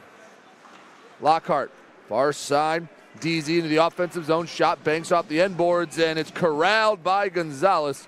Quickly freezes it, 1:17 left to go in the high-sticking minor to Cody Oaks. Both sides will send a fresh set of skaters on the ice. Graham, Busel, Sim, Johnson, and Federley out there for Port Huron. Nick Miguel Diaz alongside Tim Delaney, Avery Smith. I believe that's Adam Kuhn on the near side wing out for Motor City. Federley off the draw, near side Johnson. The assistant coach, GM, and just about everything for Port Huron had it. Back to Federley. 1:05 left to go in the minor to Oaks. Johnson returns to Federley, walks up, shot, it's tipped up in the air, scramble for it, and Gonzalez able to keep it in the blue paint. He didn't know where it was. Sometimes you get a little luck and you don't complain about it. 59 seconds left to go until we're back to five-a-side hockey. Rockers were perfect on the penalty kill a night ago. They've been 1 of 1 tonight.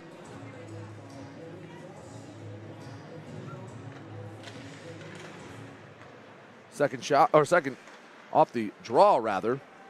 Behind the net, Matt Graham to Johnson, near side, back to the point. Federley, right side controlled by Busel. Prowlers taking their time. Johnson, near side wing, has it along the circle, brings back Busel, left for Federley, back behind the end line pass, doesn't get home, it's sent to the far boards by Nick Miguel Diaz, still in the Rocker zone, 28 seconds till Cody Oaks a free man. Matt Graham on the near side, returns Federley, right side, Johnson lets one go, saved by Rico. 14:29 to go in the second period. Gonzalez still standing tall, still scoreless in this one. Final 20 seconds of the Oaks minor penalty will be served when we come back. Don't go anywhere. You're watching Motor City Rockers hockey.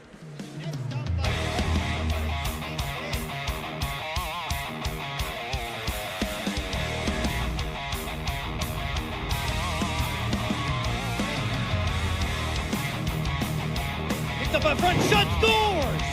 Number one now, shot, scores! Here we go, Snitson, and we got a full line roll! FPHL, full line roll! Hell yeah! Hey, this is Avery Smith from the Motor City Rockers, and you're watching the Rockers Broadcast Network, powered by KE Electric Supply. Back here at Big Boy Arena, teddy bear toss night. The fans have been eagerly waiting to throw those teddy bears out on the ice. Rockers wearing specialty uniforms, ugly sweater night. And if you want one of these ugly sweater uniforms, you can bid on them. Dash auctions after the game. So you don't have to be here in Fraser or at Big Boy Arena. You can bid and get some Rockers specialty uniforms.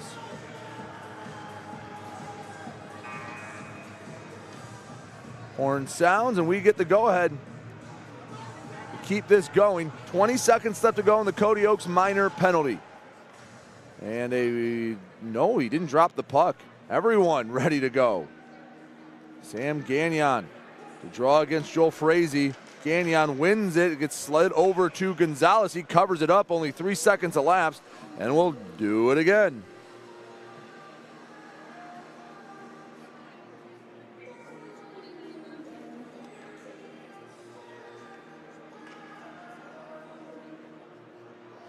Draw to the left of Rico. Clean win again. Milum in the corner. Able to shovel it up. Millette knocked it down. He drops down, and let's see what the call is. Are they getting a hand pass or are they getting a penalty?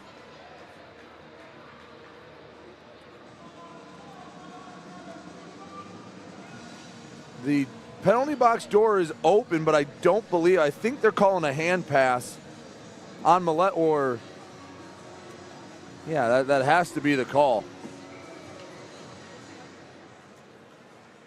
10 seconds left to go in the Oaks minor. Draw on neutral ice.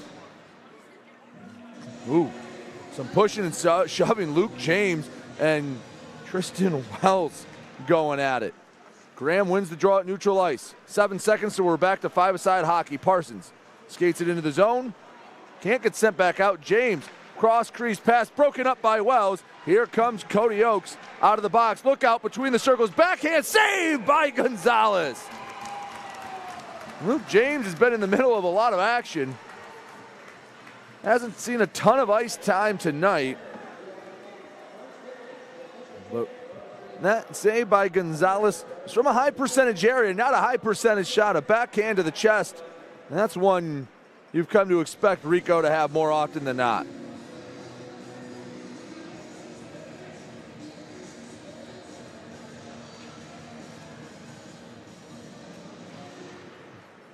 Five-on-five draw. Rockers have it, or excuse me, Prowlers have it in the Rockers zone.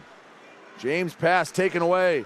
Rockers going the other way. Pass intended for Baptiste. Couldn't stick to the tape of Baptiste. Rockers keep it in the zone. Rotundi over to Milum. Shot, and the net was off the mooring. Didn't matter. Saved by Cooper nevertheless. 13:38 to go, second period. These fans have been waiting to unload. They've had to warm up the arms a couple times. There's been a few opportunities that Reed Cooper has denied.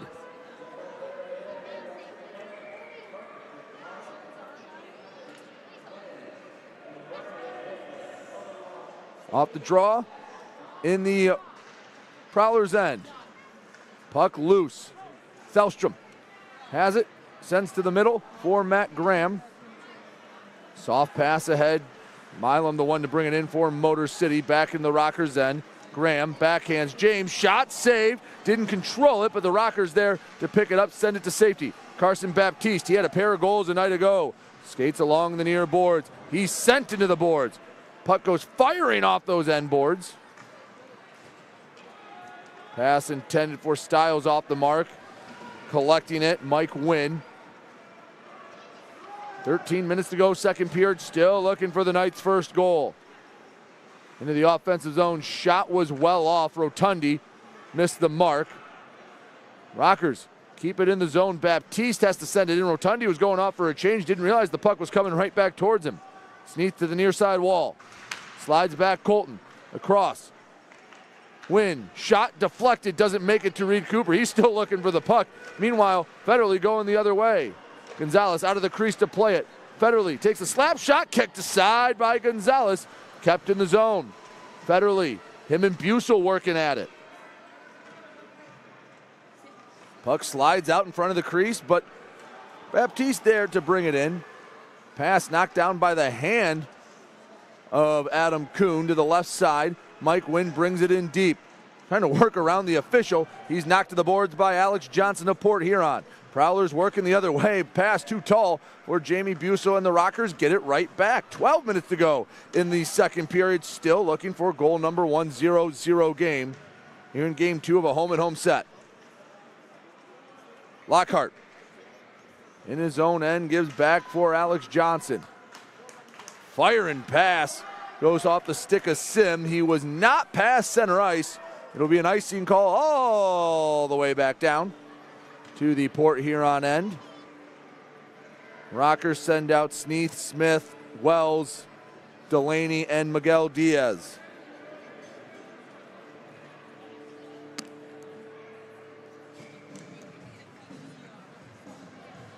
Avery Smith draws against Sim. Smith with the clean win. Back to Miguel Diaz. Bounces around, and Gagnon couldn't get another look at it. Gagnon, not Sneath, just 7, not 17. Sometimes these specialty jerseys tough to read. At least everyone has the right numbers. Wells, down low, Smith. Walks it up. In the crease, puck's loose, poking at it. Still loose, Gagnon, shot goes wide. Chaos nearly led to the game's first goal. Instead, a scramble results in no shots on net. And still a scoreless game, 11:08 to go in the second period. Puck skips to center ice. Heinzel gets there first for the visiting Prowlers. Oh, half the fans had those teddy bears locked and ready to load. They're locked and loaded, ready to throw, I should say. Deasy at the blue line, slides ahead to Busel. Right wing circle return, shot goes wide of the net past the outstretched leg of Rico Gonzalez, still in the Rockers zone. Avery Smith has it, approaching the midway point of this contest. Smith, far boards, backhand bank pass to center ice. Ends up on the stick of Tim Delaney into the offensive zone. Backhand shot saved by Cooper. Hit the high right pad. Gagnon keeps it in, dumps it in. Cooper came out of the crease to play it. Rockers go off for a partial change. Coming up to pressure Eli Rivers. He leads the Rockers in essentially every category. Graham didn't look that one into the stick. Didn't matter. Port Huron able to dump it in deep. Funky bounce out in front, and Sneath backhands it to the blue line. Parsons keeps it in. Up to Siles. Shot way wide of the net. Not even close. Might have hit the post on a soccer goal. Rotundi in his own end to the far side. Rivers knocked off the puck by Graham. The veteran banks it back. Thelstrom shot, and it looked like the stick broke. Indeed it did. Thelstrom will head to the bench for a new piece of wood. Right wing circle. Shot lifted up, and it's behind the goal line. I was looking up for it in the rafters.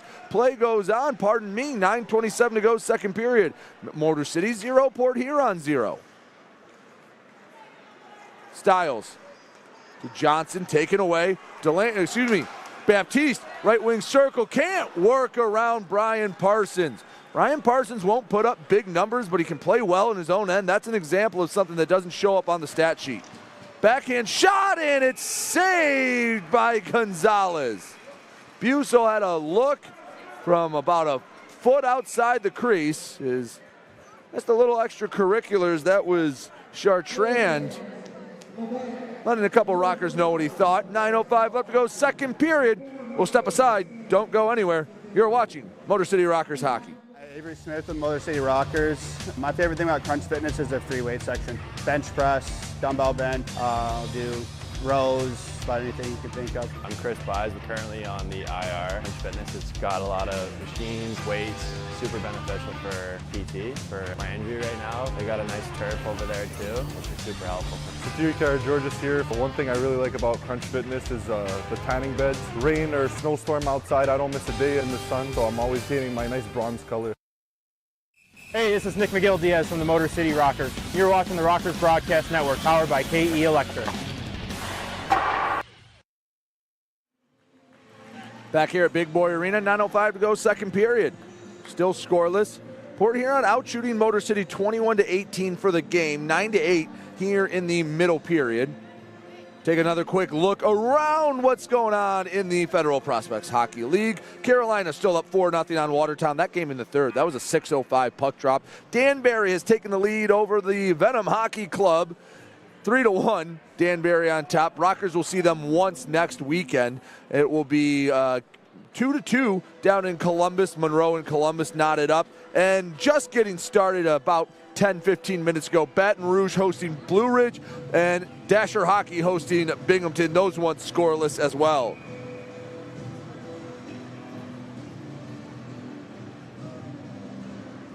Everyone all set, ready to go?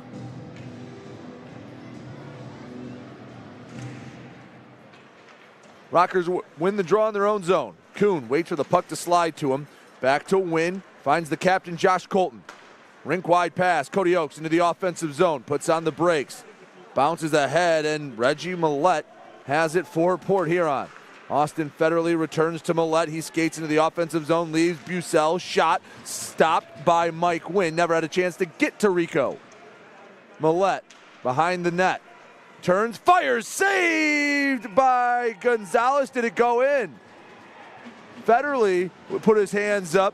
Gonzalez had to reach behind him to hold it close.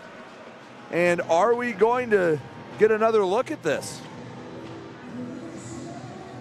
They do have replay review instituted in the league. They won't take a look at this. The official feels very confident in that call. There was a play in the first period where the puck was not covered up. The official lost sight of it, blew the whistle. And it's hard to say if it would have been a goal, but unbiasedly, it probably helped the Rockers out. If at nothing else, took away a high-scoring opportunity for Port Huron. Kuhn on the forecheck. He's able to bank it in deep off his body. Johnson pressuring, backhand is right to Bussel. It's in the right spot, but the wrong team. This time Tellstrom keeps it in for Motor City. Johnson looking to break out, bounces up to Federley. Bussel picks it up, flips it in deep. Gonzalez brings it in. Look like a third baseman in foul ground catching the pop-up. 8:03 to go, second period, still scoreless.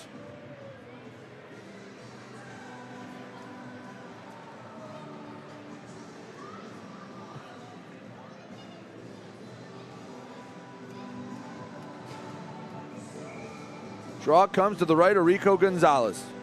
Him nor Reed Cooper have been beaten tonight.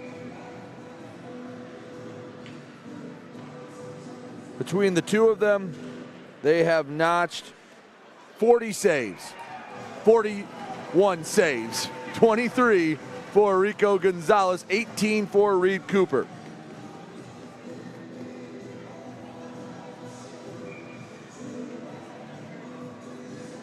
Play didn't even go long enough for the DJ to turn down the music. That's how quick of a shot that was. Off the draw to the near boards. Rockers have it. Wells over the red line, skates it into the zone himself. Shot punched aside by Cooper. Smith surveys the scene. He sends it in deep. Gagnon working for it across Wells. Out in front, shot! It doesn't get to Cooper. We have a whistle, and I think they're going to tell Port Huron they cannot make a line change. They forced the net off. So the net came off the moorings. Another great opportunity goes by the wayside, this time for Motor City. But since Port Huron knocked the net off, they're not going to allow the Prowlers to make a change. Sneath to take the draw for Motor City. Again, it feels like the first goal of this one's going to be an ugly one. Let's find a way to get it in the back of the net by hook or by crook. Rockers in the offensive zone. On the near side. Skips across. Delaney picks it up. Been saying his name a lot here in the second period. Tim Delaney. Far side, Miguel Diaz, short feed. Eli Rivers leaves behind for Sneath, and that was just big miscommunications. Rockers have to retreat to their own end. Miguel Diaz trying to ward off Stiles. Up the near boards, puck bounces out to the blue line. Rivers can't settle it. That puck's got some extra bouncy rubber into it. No one can keep it on the stick.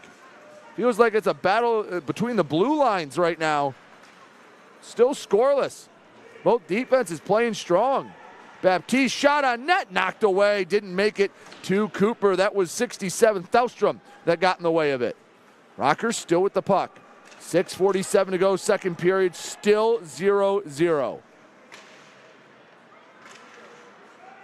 Along the far boards.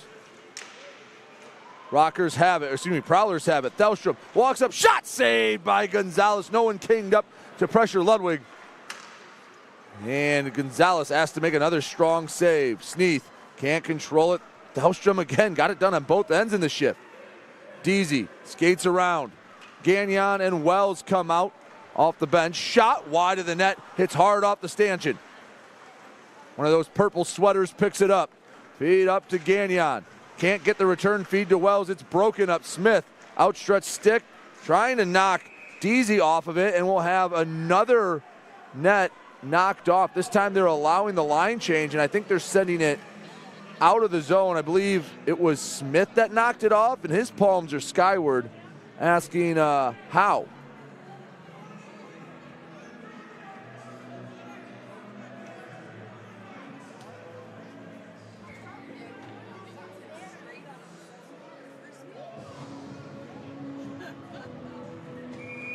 Draw in neutral ice, 6:03 to go, second period. Folks, I appreciate you staying with us. I know it hasn't been the most exciting game, but give a tip of the cap. More midway through this game, both Rico Gonzalez now has gone 4.5 periods without giving up a goal against Port Huron this weekend, and Reed Cooper, just his third game played this season, been pretty strong. Turned over. Oh, couldn't hold on to it. Prowlers get a rush. Federle to Millette. Shot sticked off the glass. Coming down Parsons. Gives it back. Shot saved by Gonzalez. He saw that one all the way. Right into the trapper. 5:37 to go, second period. Someone has to score. At some point, somebody will score.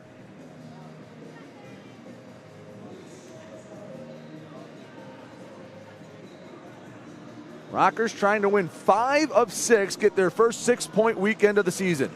They swept Dasher Hockey, but that was one of those was in a shootout. They left 1 point on the table in their trip to Illinois. Smith, near side, and the puck slips back to the red line. Millette into the Rockers zone, coming around. That's Wells. Brings it up, Avery Smith. In the offensive zone, finds Milum. Coming up to play, shot bounces, scores! The coach, Jamison Milum, and here come the Teddy Bears.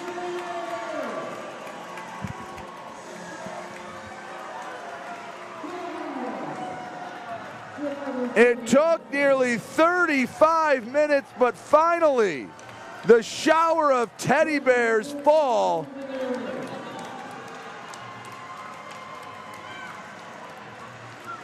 And they're still coming. Wasn't the cleanest goal from Jamison Milum. Reed still got a part of it. But Motor City, their first goal of the game. Let's take one more look. How we finally broke the 0-0 tie.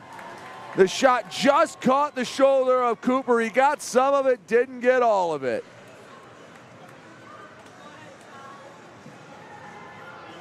And there's still a few rogue Teddy Bears out on the ice, or being thrown on the ice. People brought them by the bagful. It's always the fun logistical issue of everyone on the home team immediately after the Teddy Bear toss happens, everyone starts assisting in the effort. And I mean everyone. Basically, there is nobody on that Rockers bench right now. They're all helping picking up Teddy Bears. Cody Oakes found a big old lion. And they're just shoveling. It's an assembly line right now.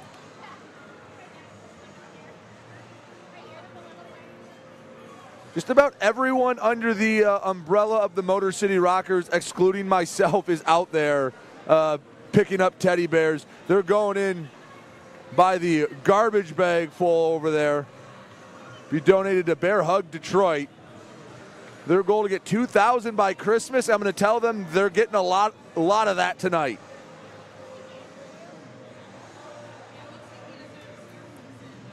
So now every single Rocker can return. They've corralled most all of them. Connor Chikaki picking up the last one. And another round of applause. Heck of a show out from everyone here tonight. There's a few Teddy Bears I see that weren't thrown that people don't want to throw them out quite yet. Oh, there's one more.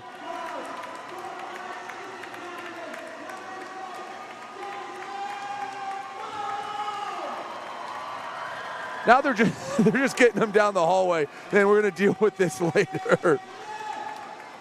Hey, people waited two periods and 15 minutes into another one. And the Rockers strike first. 1-0 Motor City.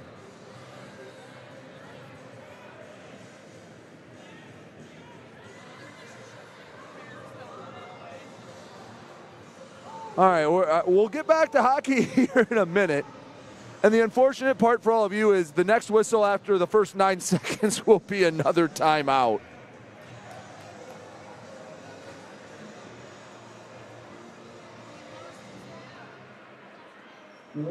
So, and there's one big old Aiden Hutchinson Bear out there being carried off as they get all the excess ice off. All those Teddy Bears going to Bear Hug Detroit. Always awesome to see. And honestly, for as many Bears were out there, not a bad cleanup effort. Everyone understood the assignment.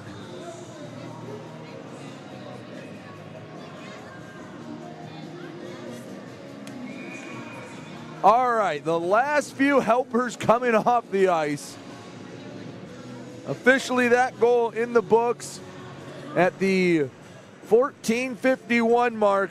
Jamison Milum assisted by Avery Smith. And we are back underway with some more hockey.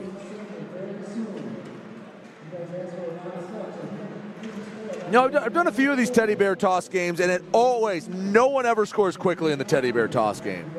You're almost guaranteed to have to wait to the second period. Chartrand, left wing circle shot, sent wide of the net. Rockers, let's see if either side changes anything up now that the first goal is finally found the back of the net. Sometimes it's like a dam bursting. The rush of water will come in. 4:35 to go in the second period. Jamison Milum puts the Rockers on the board. Rockers look to hold that lead as we head to the intermission. We'll step aside. Don't go anywhere. You're watching Motor City Rockers hockey. 106.7 WLLZ. Detroit's Wheels is classic rock that rocks. Metallica, Guns N' Roses, Aerosmith, AC/DC, Pearl Jam, Ozzy. 106.7 WLLZ, Detroit's Wheels. Hey, this is DJ Sneed from the Motor City Rockers, and you're watching the Rockers Broadcast Network, powered by KE Electric Supply. Back here at Big Boy Arena, 1-0. Motor City gets the scoring started via Jamison Milum by way of Avery Smith.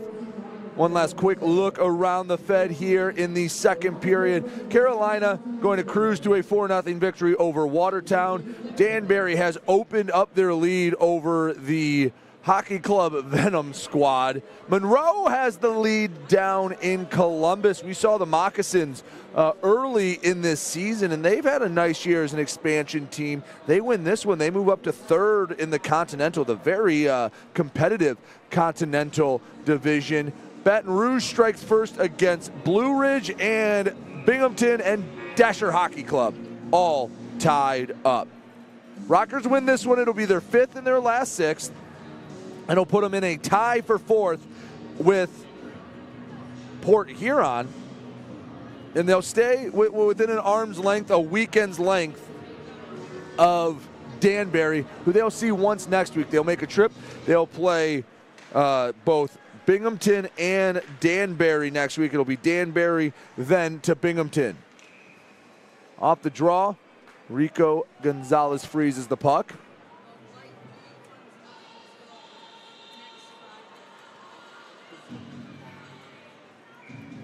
Rockers will make a change.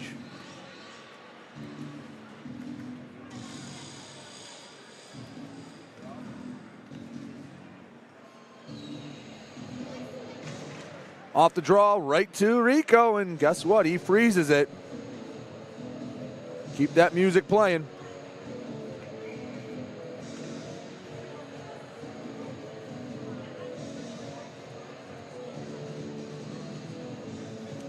Federley and Sneath will draw again. It's time. Rockers get the better of it.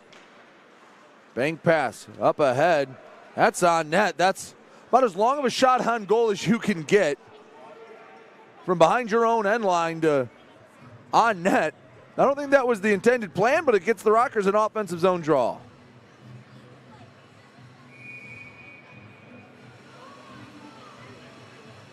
See if we can get a little flow to this. Ever since that first goal, it feels like we've had hockey interrupting all these whistles. Sneath with the clean win off the draw. Back to Colton. Shot on net, misses wide, banks off the end boards. Dahlstrom slides it ahead. Racing, Bussel puts on the brakes. 2-on-2, shot, not on net, missed high and wide. That one sticked aside. Bussel boxing out, win, keeps it in the zone. Millette battles with Rivers along the far boards. Chipping around. Rivers backhands it. Slides along the end wall to neutralize Baptiste. Pass at his skates, kicks it to the far side. Dahlstrom boxes him out. 3:33 to go, second period. 1-0 Motor City on top of Port Huron. Fraser, offensive zone for Port Huron. He could not get around the long frame of Mike Wynn. Pass looked for James off the mark. It'll send it all the way back down to Reed Cooper in Port Huron's end. Johnson nearly lost it in front of his own net. Gagnon comes, pokes it free. Gagnon with the steal on the offensive zone. Back to the left wing circle. Delaney slides it to the near side. Sneath. Puck along the board. Shot blocked, and it bounces close enough to Cooper where he can reach out and put a glove on top of it. 2:53 to go, second period. 1-0. Motor City on top, thanks to head coach Jamison Milum and his third goal of the season.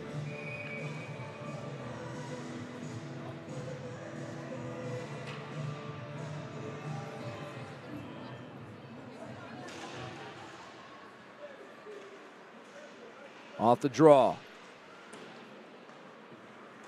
Port Huron has it. Deasy. Right side, sends it across. Johnson slaps at it, gives it in deep. Fraser lost it, and Motor City can't find the clean pass. I think it's been a combo meal this weekend of not the cleanest passes, but more often than not, it's been the defense forcing some issues. And sometimes I think both sides have rushed passes and made mistakes because of the threat of the tight defense that both sides have been playing. And then there have been some unforced errors, don't get me wrong. Wells slides back to Diaz in his own end. Off the high glass, goes into the Rocker or the Prowlers bench. Hit off the glass, so no delay of game penalty. I don't believe so. It is not.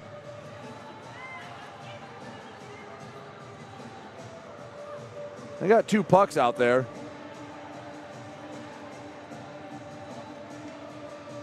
So a lucky fan will get one. 2:02 left to go in the second period. 1-0. Motor City on top of Port Huron. Heinzel in his own end. Stiles, rink wide feed right to the stick of Ryan Rotundi. Return to Stiles. He hacky sacked it up in the air. Chartrand near side back, and Graham lost the handle on it. Shot goes wide.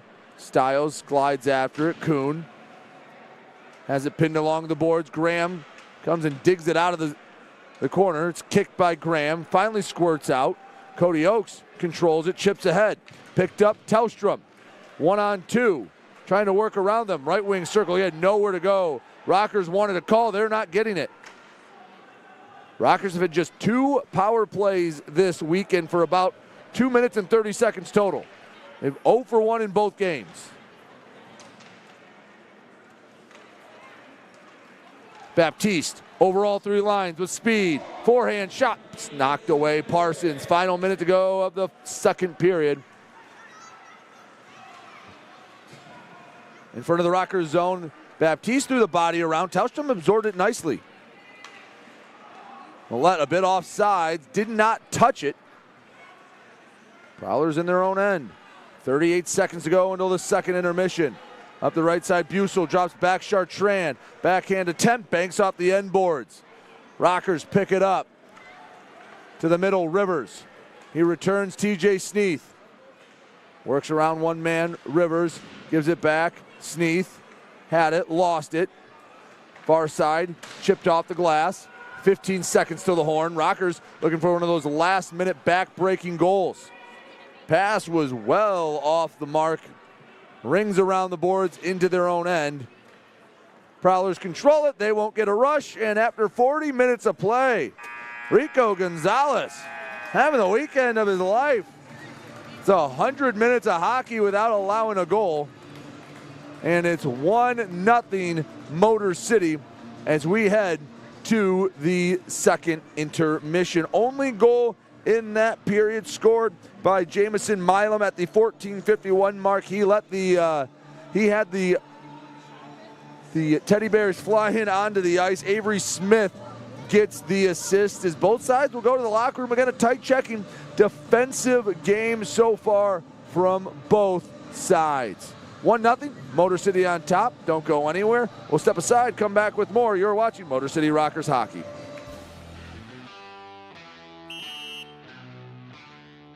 Hey, what's up, everybody? It's James Campbell, your Motor City Rockers in-arena host, back again with another edition of 5 Minutes in the Box. This time, I'm being joined by the one and only Trevor Babin. Babin, thanks so much for taking the time to join me today. Yeah, thank you guys. Thanks for having me. So, what we've been doing with these 5 minutes in the box interviews, we're kind of trying to shine the spotlight on the players and kind of let the fans know a little bit more about them.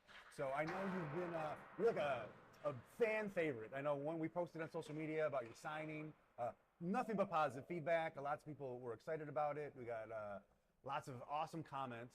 So, can you maybe give us a little background on some of your hockey journey? Like, where did you start? How did you get here? Yeah. First, shout out to the fans. They've shown nothing but support to me and including the team. So, thank you for all the love from you guys. But my little journey, I'm from Philly. I grew up playing hockey right outside of Philly. Moved on to junior hockey in Canada. I have a whole bunch of family up there, so it was cool to be up there and play hockey in front of them. And then right out of junior, I came into the Fed, and I've been bouncing around the coast, SP here. So it's just been a crazy journey so far. Very cool, very cool. So now, one of the monikers that I know the fans have given you is the Dark Knight. Can you explain the origin of that? Yeah. Shout out to one of the guys who worked for us last year. He kind of gave me the nickname, and it stuck. And yeah, it just kind of went along with the whole black look. But I'm obviously wearing white stuff right now. Yeah. White during the week, black on the weekends. So it was mostly like the get up, the jerseys, the helmet, and that's. You're not really like an eccentric billionaire crime fighter who plays goalie for the Motor City Rockers on the side or anything. I wish. That'd be great. Oh yeah, dude. Who wanted to be an eccentric billionaire, right? So besides hockey, like what other things are you into? Last few years, I've gotten really into Formula One sim racing. Really? So I have a whole setup in my apartment right now. Just like the car and everything, like the seat, the gears and everything. Oh my God! How big is that? It's pretty big. I mean, it's pretty. You pick up a whole bedroom in the apartment? Not the whole bedroom, no. Just like a little corner of the room. But that working out, obviously, the last couple years. That's really it. I mean, I have a dog, so the majority of my time's with him. So. Other than that, just those three things are the main. I got you. So, do you have any aspirations to be like a race car driver, or did you just like get into it? I mean, you have a need for speed. Now I have a need for speed. Yeah. I mean, now I wish I could race cars and stuff, but I still have one goal in my mind right now, playing hockey. But just for when I need a little time off, I guess, or lost just some steam. Get some lap times on the track. Is there like a dream car you would like to drive or get behind the wheel of? I mean, when I'm older, if I'm ever your midlife crisis, what's your midlife crisis vehicle going to be? All blacked out Lamborghini Aventador. Okay, nice. Yeah. So I'd be in the cars. My little sister's even more in the cars and engines and things like that. So we can go on and on. I got you. That's cool. So like my wife always gives me crap. I like for me with cars, like I'm not a big car guy. But I love the look of black and chrome. Yeah. And my wife gives me crap. She's like, "That is so out. Like that's not the look." But I'm like, "I don't care. I love it." I still like it. I want the all black car. I want the windows blacked out. I want chrome rims. I want chrome handles. Yep. Like okay, I got it. We're on the same page with that. That's my style too. All black. Awesome. So take that, Cody. Take that. See, Babin's down with it. Yep. Final question. I know you mentioned your dog, and I've heard a lot about your dog. Tell me about your dog. What's his name? What kind is he? His name is Zen. He's a year and 5 months now. I think just pushing. Yeah, month of. You're breaking his heart. You don't know how old he is. You're breaking his heart. Yeah, man, spending time with him every day. You don't even like keep track of that stuff. You just want to have fun, you know. But I got him. He's a pit bull. I got him from one of my mom's best friends back home in Philly. We actually have my dog's older sister and cousin also back home. So the whole family. Yeah. So the only boy dog in our family, we've had all females too. So this is the first male, and he's my little boy. So yeah, he travels with you, like when you go from Yep. team to team and we're not playing for the Rockers. How's that work out? He's cool with it. He loves it, man. Yeah. As soon as he gets in the car, he's like just out like a light, and he's out, enjoys the ride, and then when we get up, whenever we stop, goes to the bathroom, comes back. Goes That's to awesome. sleep. He's just happy hanging out with Dada. Yeah, very cool. I've gone to the room a couple times too, and all the boys love him already. And That's stuff, awesome. So. Well, pit bulls, like I know they get a bad rap. Pit bulls are like the most cuddliest dogs. Like They're the best. All those, they're just creatures that just want to cuddle you. Yep, they're just, like it's they're all big about the beefcakes, children. but all they want to do is just get their belly rubbed and they just want to lay next to you on the couch with whatever you're doing. Exactly. So, Babin, thanks so much for taking the time. 5 minutes in the box. Hopefully, it wasn't too painful for you. But good luck this season with the Rockers. Thank you, man. Thank you, guys. Thank you.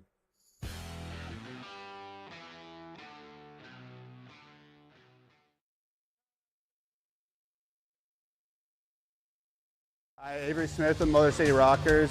My favorite thing about Crunch Fitness is their free weight section. Bench press, dumbbell bench, do rows, about anything you can think of. I'm Chris Buys. We're currently on the IR. Crunch Fitness has got a lot of machines, weights, super beneficial for PT, for my injury right now. They got a nice turf over there too, which is super helpful.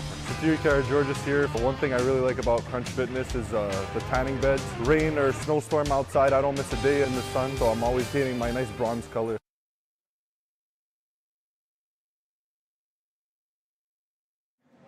Back here at Big Boy Arena. 1-0 here in the second intermission, thanks to Coach Milum. Avery Smith gets the lone assist in that one. Shots on goal in the second period, favored Port Huron. That hasn't bothered the Rockers. They've been outshot much more than they have outshot their opponent. 18-12, Port Huron outshoots Motor City. 30-22 in the game, but it's been wonderful by Rico Gonzalez. He has stopped all 69 shots he's faced this week and looking for 20 more minutes of strong hockey. And hopefully the Rockers can get their first sweep with 6 points of the year, moving into a tie for fourth place in the Empire Division, and get a little bit closer to evening up this Battle of I-94 series. We'll take another break. Don't go anywhere. We'll have third period action in a short bit. You're watching Motor City Rockers hockey. Hey,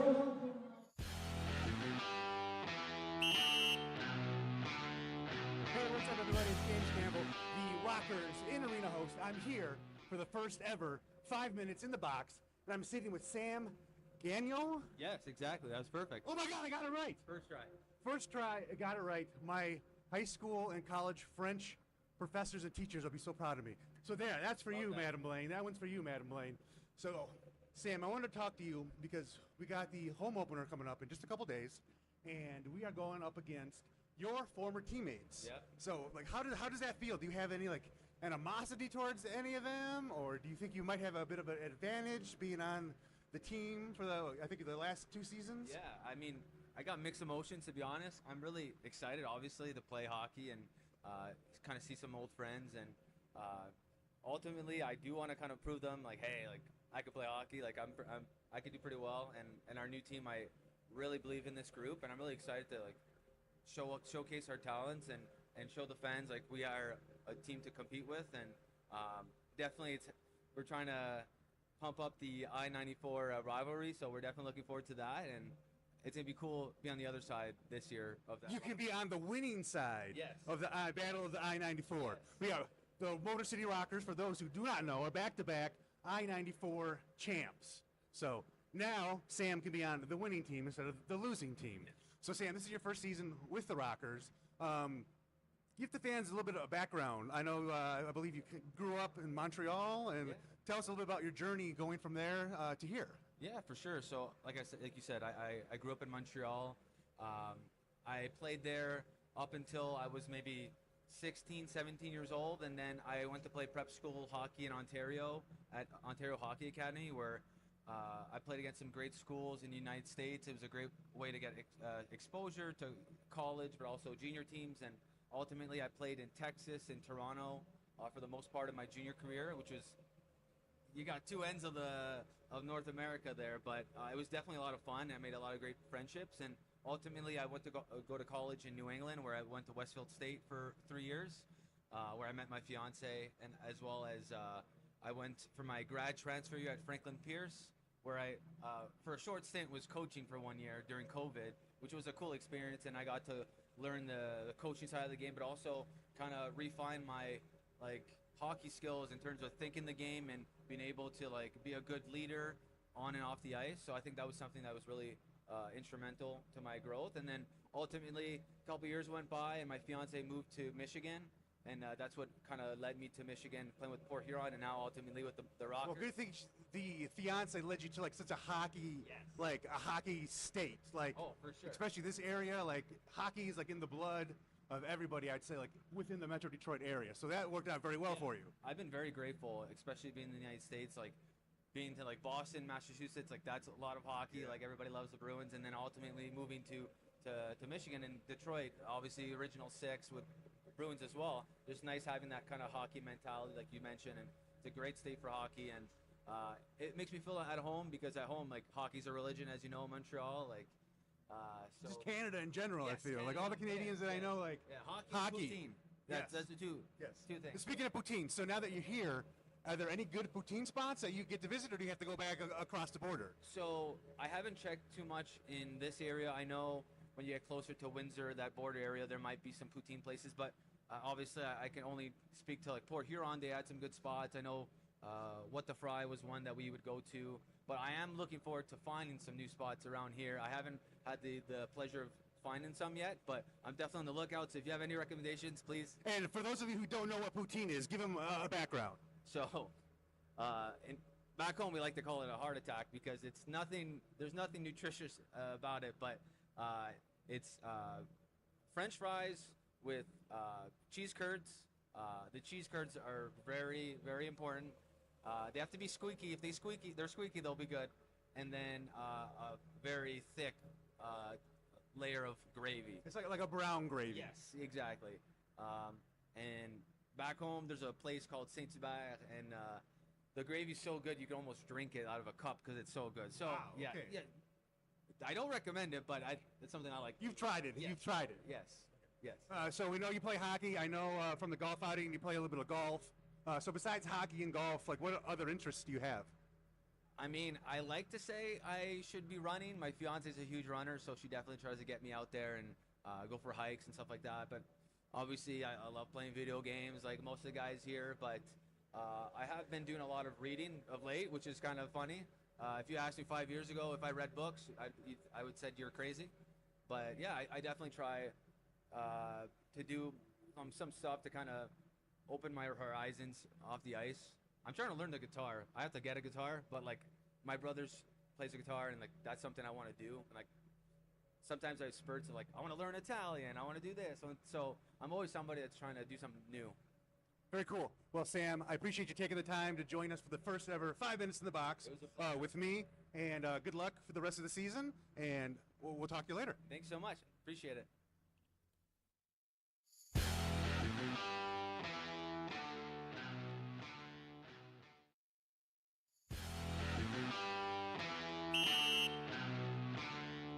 Hey, what's up, everybody? It's James Campbell, your Motor City Rockers in-arena host, back again with another edition of 5 Minutes in the Box. This time, I'm being joined by the one and only Trevor Babin. Babin, thanks so much for taking the time to join me today. Yeah, thank you guys. Thanks for having me. So, what we've been doing with these 5 Minutes in the Box interviews, we're kind of trying to shine the spotlight on the players and kind of let the fans know a little bit more about them. So, I know you've been you're a fan favorite. I know when we posted on social media about your signing, nothing but positive feedback. Lots of people were excited about it. We got lots of awesome comments. So can you maybe give us a little background on some of your hockey journey? Where did you start? How did you get here? Yeah. First, shout out to the fans. They've shown nothing but support to me and including the team. So thank you for all the love from you guys. But my little journey, I'm from Philly. I grew up playing hockey right outside of Philly, moved on to junior hockey in Canada. I have a whole bunch of family up there, so it was cool to be up there and play hockey in front of them. And then right out of junior, I came into the Fed, and I've been bouncing around the coast, SP here, so it's just been been a crazy journey so far. Very cool, very cool. So now, one of the monikers that I know the fans have given you is the Dark Knight. Can you explain the origin of that? Yeah. Shout out to one of the guys who worked for us last year. He kind of gave me the nickname, and it stuck. And yeah, it just kind of went along with the whole black look. But I'm obviously wearing white stuff right now. Yeah. White during the week, black on the weekends. So it was mostly like the get up, the jerseys, the helmet, and that's. Exactly. You're not really like an eccentric billionaire crime fighter who plays goalie for the Motor City Rockers on the side or anything. I wish. That'd be great. Oh yeah, dude. Who wanted to be an eccentric billionaire, right? So besides hockey, like what other things are you into? Last few years, I've gotten really into Formula One sim racing. Really? So I have a whole setup in my apartment right now. Just like the car and everything, like the seat, the gears and everything. Oh my God! How big is that? It's pretty big. I mean, it's pretty. You pick up a whole bedroom in the apartment? Not the whole bedroom, no. Just like a little corner of the room. But that working out, obviously, the last couple years. That's really it. I mean, I have a dog, so the majority of my time is with him. So other than that, just those three things are the main. I got you. So hockey, do you have any aspirations to be like a race car driver, or did you just like get into it? I mean, you have a need for speed? Now I have a need for speed. Yeah. I mean, now I wish I could race cars and stuff, but I still have one goal in my mind right now, playing hockey. But just for when I need a little time off, I guess, or just some having steam. Get some lap times on the track. Is there like a dream car you would like to drive or get behind the wheel of? I mean, when I'm older, if I'm ever your midlife crisis, what's your midlife crisis vehicle going to be? All blacked out Lamborghini Aventador. Okay, nice. Yeah. So I'd be in the cars. My little sister's even more in the cars and engines and things like that. So we can go on and on. I got you. That's cool. So like my wife always gives me crap. I like for me with cars, like I'm not a big car guy. But I love the look of black and chrome. Yeah. And my wife gives me crap. She's like, "That is so out. Like that's not the look." But I'm like, I don't care. I love it. I still like it. I want the all black car. I want the windows blacked out. I want chrome rims. I want chrome handles. Yep. Like okay, I got it. We're on the same page with that. That's my style too. All black. Awesome. So take that, Cody. Take that. See, Babin's down with it. Yep. Final question. I know you mentioned your dog, and I've heard a lot about your dog. Tell me about your dog. What's his name? What kind is he? His name is Zen. He's a year and 5 months now. I think just pushing. Yeah, month of. You're breaking his heart. You don't know how old he is. You're breaking his heart. Yeah, man, spending time with him every day. You don't even like keep track of that stuff. You just want to have fun, you know. But I got him. He's a pit bull. I got him from one of my mom's best friends back home in Philly. We actually have my dog's older sister and cousin also back home. So the whole family. Yeah. So the only boy dog in our family. We've had all females too. So this is the first male, and he's my little boy. So yeah, he travels with you, like when you go from team to team and we're not playing for the Rockers.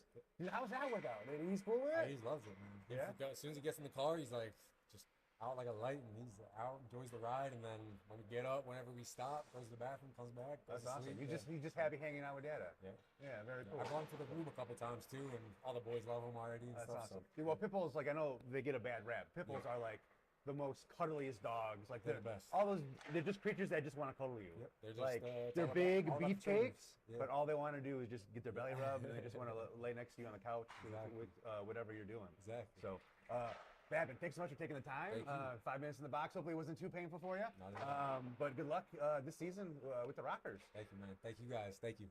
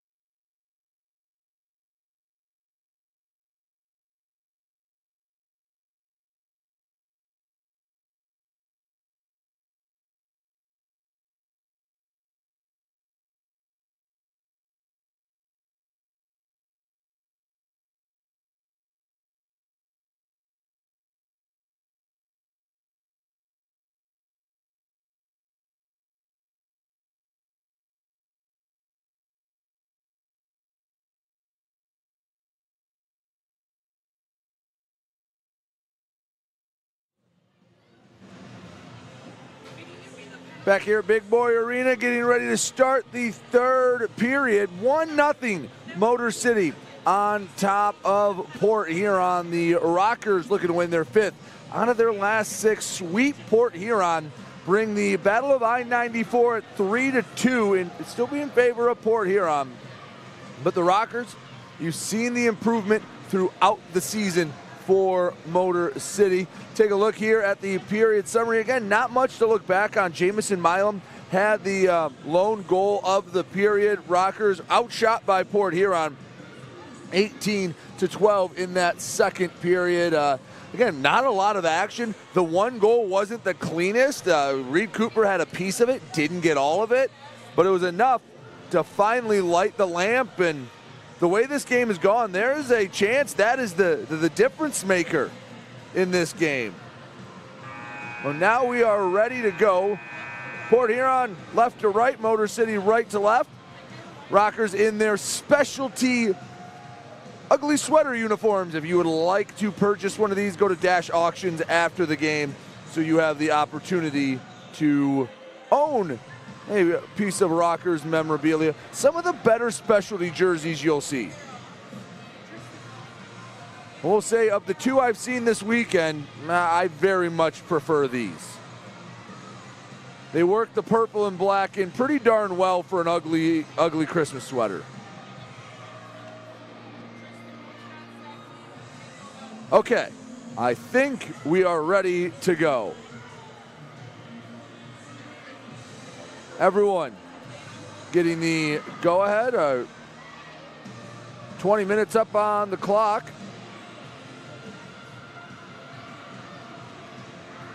And I don't know if they're waiting for the ice to freeze a little more, or... There we go. We're all set. Third period underway. Rockers control the opening draw. 1-0.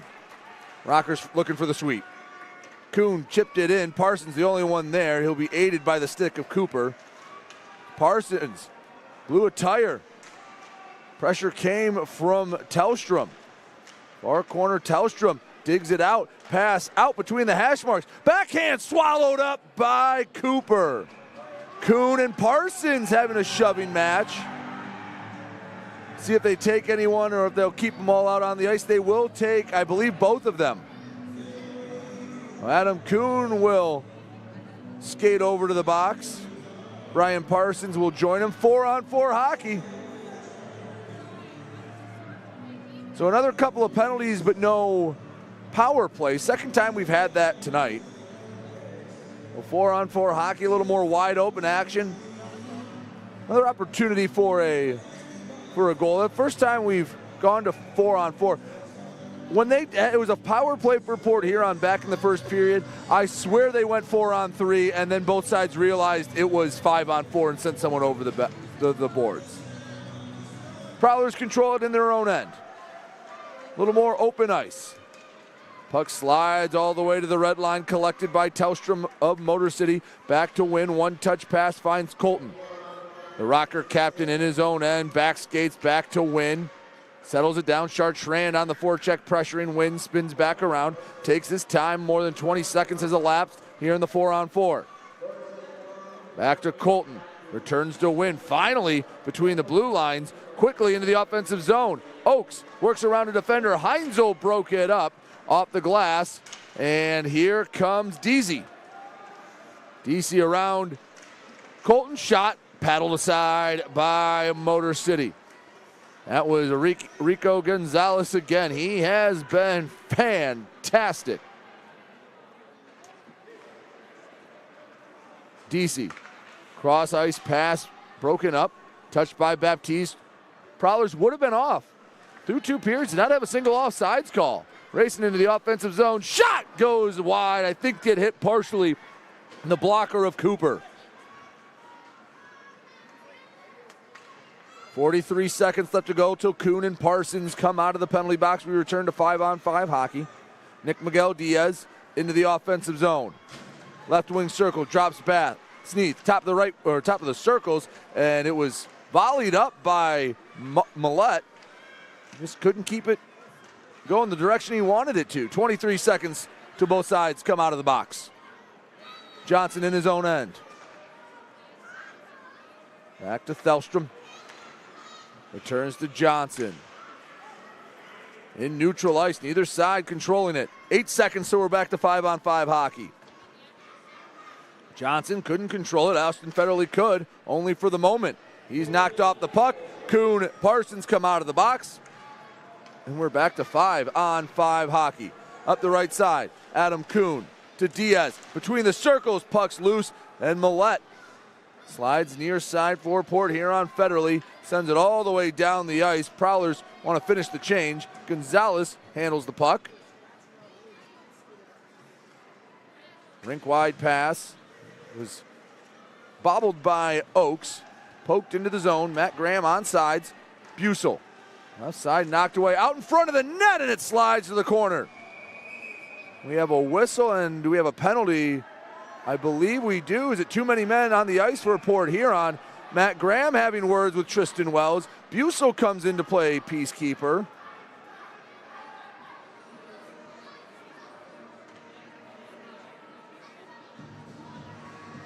Excuse me, I thought I saw it is too many men on the ice, and Tellstrom will serve for Motor City. Excuse me, I thought it was on Port Huron. It's on Motor City. It's a bench minor for too many men on the ice. And another power play for Port Huron.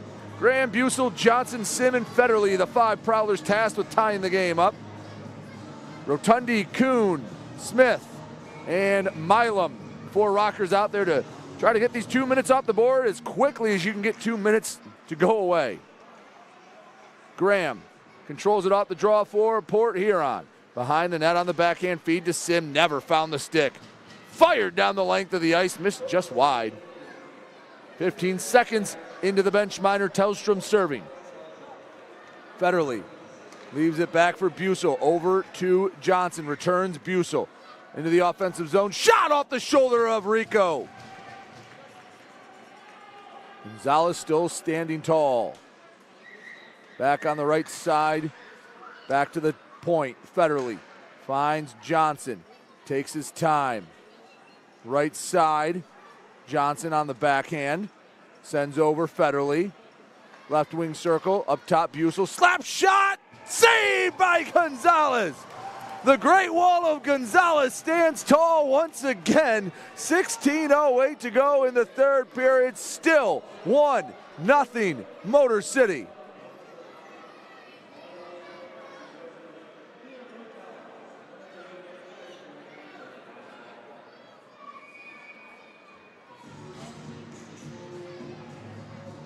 Prowlers have come up empty on all their power plays this weekend, trying to find just one, and it's a completely different hockey game. DC shot lifted up. Oh, that hit a speaker? That one would have hit the roof of just about any rink in America. That thing was a rocket straight up. Already low ceilings here at Big Boy Arena. 1:01 left to go in the bench minor. Tellstrom serving. 15:59 to go in the third period.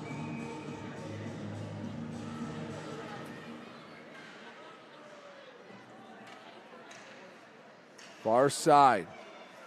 Port Huron pass off the mark. Look out, Motor City could have a chance. Coming out to play it. And Cooper backhands it to the near side. Millette able to control it.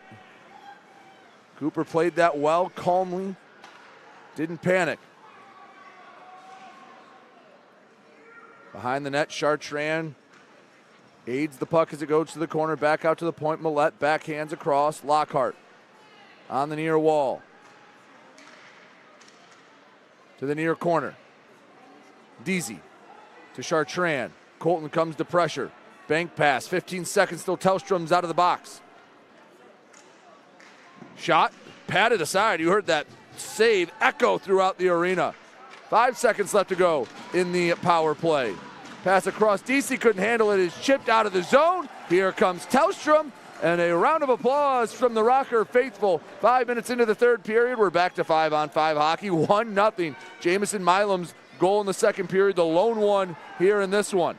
Millette spun off a hit but lost the puck in the process. Pass in front, well shot, saved by Cooper. Still in the zone, right circle, shot, saved again. Reed Cooper right now in line for the loss, but that young man has played very, very well for Port Huron. 14:37 to go in the third period. 1-0 Motor City on top. You're watching Motor City Rockers hockey.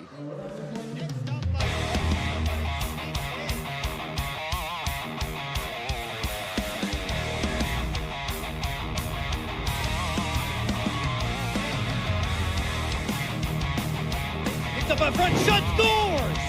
Number line now, shot, scores! Here we go, Snitson, and we got a full line roll! FPHL, full line roll! Hell yeah! Hey, this is Sam Gagnon from the Motor City Rockers, and you're watching the Rockers Broadcast Network powered by KE Electric Supply. Go Rockers!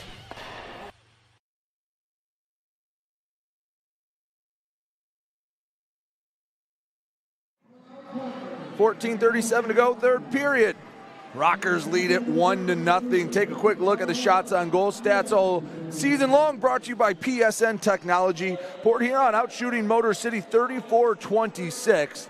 Prowlers had 39 shots a night ago, came up empty on all 39.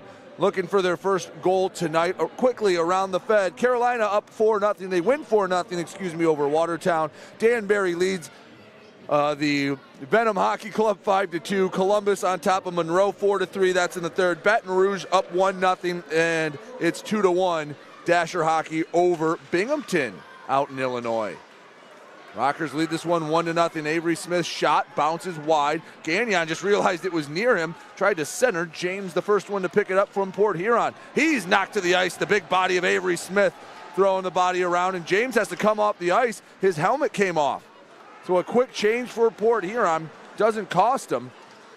Still in the zone. Wells, shot, rings the post. Nobody home as you hear the ping echo out. Nearly made it a 2-0 game. Shot right to the center of Cooper. 13:56 to go in the third period. Hey, both sides have had a little bit of luck. That time, Prowlers get the stroke of luck as Wells beat Cooper but didn't beat the bar.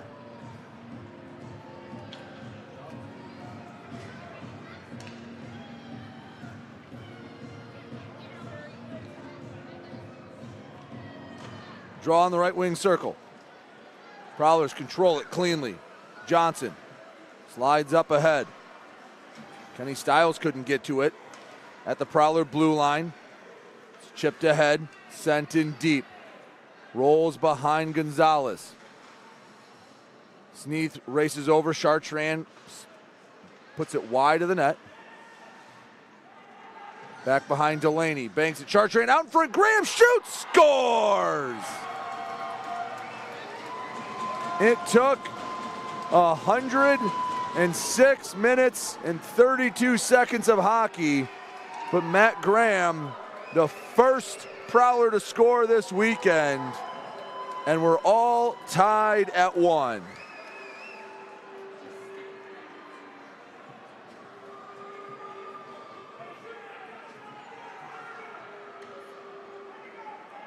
We have a brand new hockey game.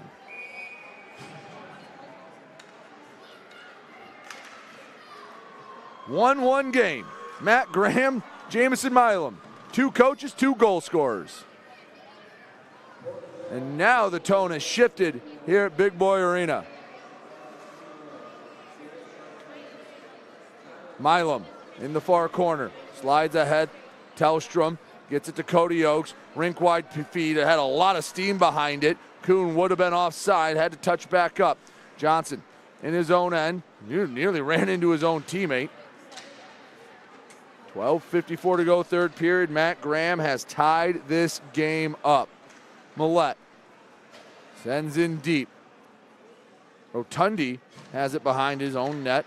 Takes his time, backhands to the near side. Oakes with speed, over all 3 lines. Cody Oakes, left wing circle, spins back around. He takes a big hit. Millette throwing the body around. Win shot on net, misses wide of the net. on the far wings. Shot, punched aside. Cooper couldn't control it. A couple of white sweaters fly to it, pick it up. Smith gets the turnover, shot, rebound, shoot, another save! Heck of an effort by Tellstrom, but Cooper stands tall again. Another flurry of shots come in, and Reed Cooper has been fantastic tonight for Port Huron. Puck in the Rocker zone. Mike Wynn chased. Bodies one Prowler. Gives up to Baptiste. Excuse me, that was Rivers. Icing the call. 11:48 to go, third period. It's 1-1 hockey game.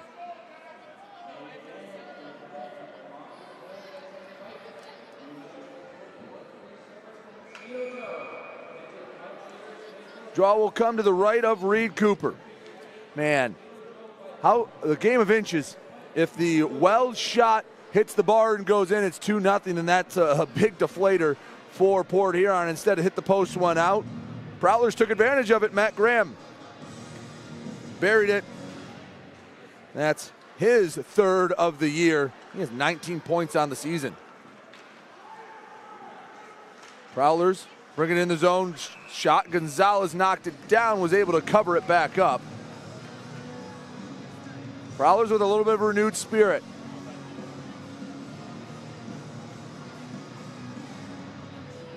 See Rivers, Sneath, Wynn, Colton, and that is Baptiste out there as well.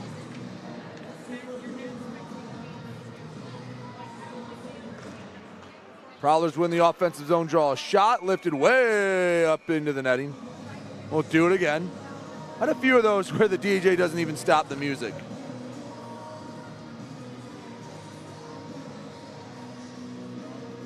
Graham in the face-off dot. He'll have a word with his assistant coach, Alex Johnson.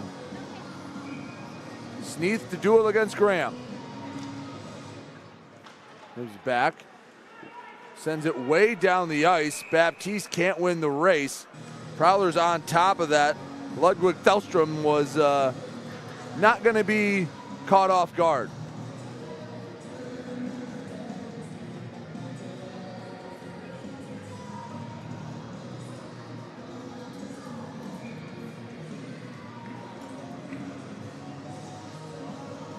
$11:29 to go, third period, 1-1 hockey game.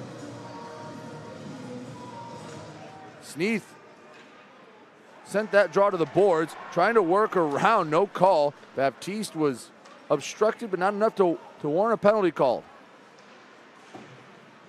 Prowlers have had 3 power plays, Rockers just the 1 tonight. Eli Rivers in his own end, left for Colton. All he could do was bang it off the boards. Coming up, shot deflected, whacking at it, and the Rockers come away with it. No one was able to get some wood on it. Up the right side, shot, slides wide of the net. Still in the Prowler zone, into the corner. Battling for it. You see a lot of teams get back on the back check, a little more aggressive as it's a tie game here in the third period. 10:45 left to go in regulation. Could be earmarked for another game going to extra hockey. Still a lot of action left to go. Bussel, far side, keeps it in deep. Wynn and Sneath, a little bit of a miscommunication. Sneath comes away with it. Hard off the boards. Lockhart couldn't keep it in. He has to go all the way down in his own end. 2-line pass to the stick of Federley. He's back for Millette, returns to his own blue line. It's split a pair of Prowlers. Lockhart in his own zone, banks off the boards. Parsons returns. Lockhart back to Parsons, kicks it to the tape. Feed misses everything. Millette wins the race. I don't think it was icing anyway. Behind the net, Bussel wraparound attempt, stopped by the toe of Gonzalez. Back to the blue line. Back to Lockhart. Shot through traffic, and Rico saw it all the way. Catches it, freezes it, 9:48 to go in the third period.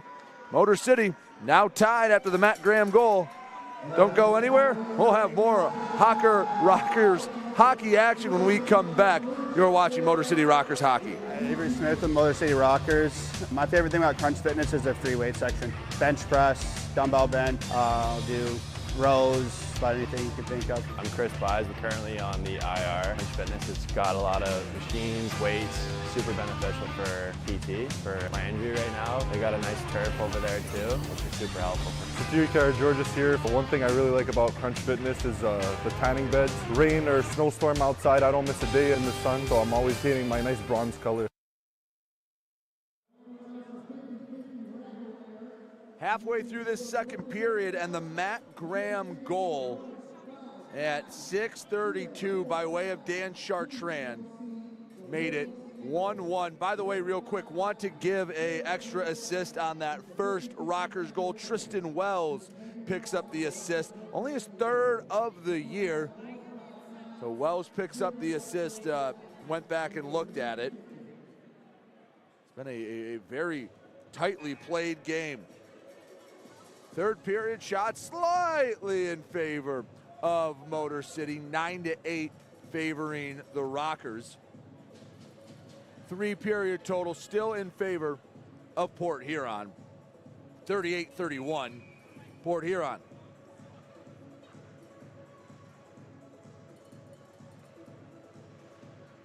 Draw in the Rockers' end, won by Port Huron. Johnson, pass away from Millette, picked up Busel, trying to settle it down. Slides to Millette, right wing circle shot, rebound, and it's loose. Adam Kuhn did a good job defensively, not letting Austin Federley get a look at it. Rockers going the other way to Cody Oakes at the blue line. Lost it, Oakes got it back. Deep into the Prowler zone on the backhand. He's poked off by Johnson. Oakes throwing the body around. Millette has it for Port Huron. 9-10 to go, third period, 1 goal each. The head coach for both sides, Matt Graham, Jameson Milum, each found the back of the net.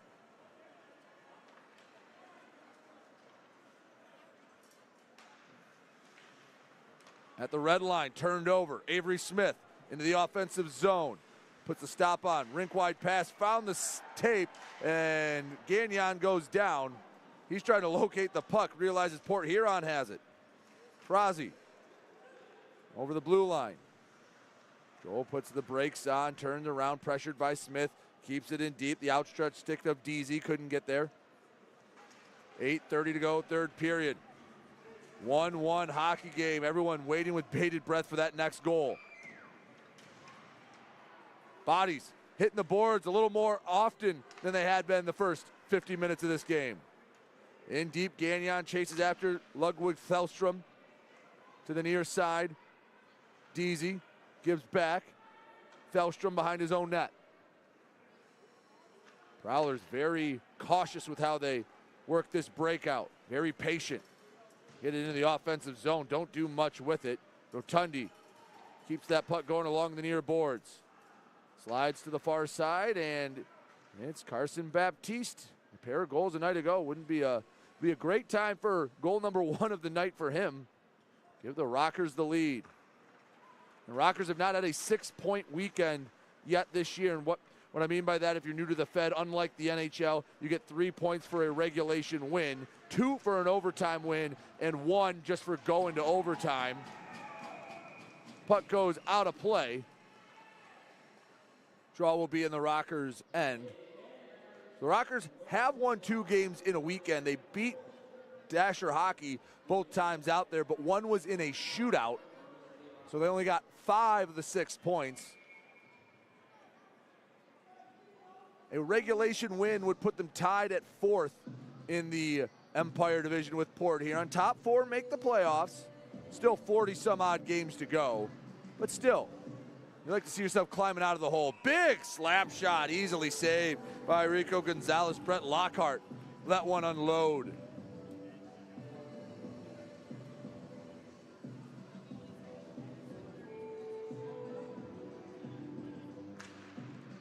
Draw in the far circle. Back to the boards. Backhanded across, it's Stiles. Wynn poking at it. Couple of purple, couple of white jerseys trying to dig that out of there. Johnson comes away with it. He pins it back across the boards. dumps it in, horseshoes around to the near side. Rivers comes away with it.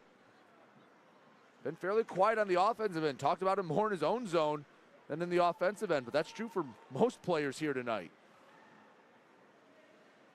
Bussell for Port here on both sides. Will get it into the other end, but they don't do much with it. They dump, they chase, and they lose possession. And now here's the rush for Port Huron. Bussell over to Millette. Pass goes to Federley, and would you look at that? They got it in the other end and didn't do much with it and turned it over. And now the Rockers have possession of it. 6:26 to go in the third period. Josh Colton feeds up. Look out, turnover. Federley knocked out the puck. Shot punch to the corner by Gonzalez. Millette fanned on a pass. Tellstrom comes away with it. Slides it rink wide. Tellstrom steps in front of it for Port Huron. Millette tips it. No one chasing after it for Port Huron, and Motor City with possession. Gagnon couldn't control it cleanly. New Rockers spill over the boards. Puck just inside the Prowler blue line. Bounces back to the deep pairing of Tellstrom and Parsons. Tellstrom gets by two Rockers. He'll skate into the offensive zone himself. Ludwig gives a cross, and it bounced off of Tim Delaney. It will go to neutral ice. 5:34 to go, third period. 1-1. Matt Graham tied it about 6 minutes into this third period for Port Huron. Along the near boards. Tellstrom. Pass off the mark. No icing called. It was touched. Rockers in their own end. Right now, this feels like two tired boxers feeling each other out. Waiting for that. They don't want to go for the knockout blow and miss and give the other an opportunity. Long pass, icing called. Go back to the Rockers' end. Had plenty of icings. We had no offsides yet tonight. The Great Clips will sponsor the offsides all season long, and tonight they were here at Big Boy Arena. You were able to get a Rocker or a Prowler logo put in your hair. I was waiting for the perfect time to talk about it. Instead, both these teams want to be disciplined and not get an offside call. Lockhart slides it wide of the net. Motor City and Wells chase after it. Wells whiffed on a pass attempt. Near side, Lockhart brings it back. Shot saved by Gonzalez. 4 minutes, 44 seconds left to go in the third period. We are tied at 1. An extra shove from Chartrand. Him and Miguel Diaz having words. Linesman getting in the way. And Chartrand needs to be careful here. He's hanging out down there. Still talking. And Avery Smith gives him a little love tap from behind. And I think everyone will end up going to their benches, which means we can go to the break. 4:44 left to go in the third. 1-1. You're watching Motor City Rockers hockey. 106.7 WLLZ. Detroit's Wheels is classic rock that rocks. Metallica. Guns N' Roses. Aerosmith. AC/DC. Pearl Jam. Ozzy. 106.7 WLLZ. Detroit's Wheels. 4 minutes, 44 seconds left to go here in the third period. It's been a tight one. Reed Cooper and Rico Gonzalez have been the best two players on the ice. Rico, he's been getting the lion's share of the start since Trevor Babin's been out, but not the case so for Reed Cooper. He's played in just 2 games so far this season. He had allowed 8 goals in those 2 games. His save percentage just is at .881. He had not had a solid game tonight. He has been fantastic. Both sides in their own end have helped out their netminders. Backhand goes wide. Sometimes you get that with teams. Last year with the Rockers, at times it felt like when Trevor Babin was in net, they could relax and know, all right, we can make a mistake because we've got a good goalie behind us. Sometimes when you get a goalie that you know that not necessarily isn't good, but one that isn't a guy that can stand on his head and take over a game. Sometimes you play a little tighter. TJ Sneath after the puck. In the corner, he's pinned to the boards by Alex Johnson. Sneath does a nice job staying upright, keeping his balance, keeping the puck with Motor City to the far side. Milum, shot, deflected, didn't make it in. Lockhart got his body in the way of it. 4 minutes left to go in regulation. Rockers send it in deep, go off for a change. Fresh 5, Colton, Kuhn, Tellstrom, Wynn, and Oaks on the ice for Motor City. And an icing call and a draw in the Port Huron end.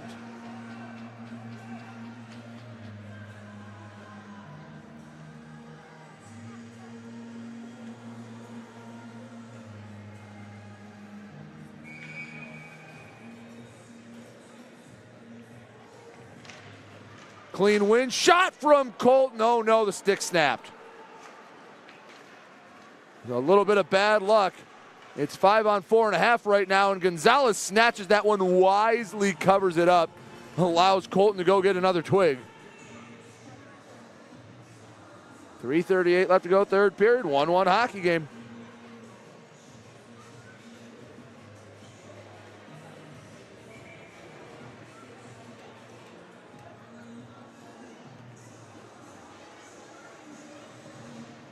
Off the draw, tie up. Colton controls it. Tellstrom able to get that long stick out there. Rink wide feed to Oaks, knocked away. It was Tellstrom. The first couple of periods, Tellstrom and Tellstrom weren't on the ice at the same time, and it made my life easy. I feel like they've been intercepting each other's passes the last 10 minutes. Puck in deep. Controlled by Ludwig Tellstrom. Hard pass, deep. Federley was behind the red line, and he knew it. That's another icing, and the Prowlers won't get to make a change.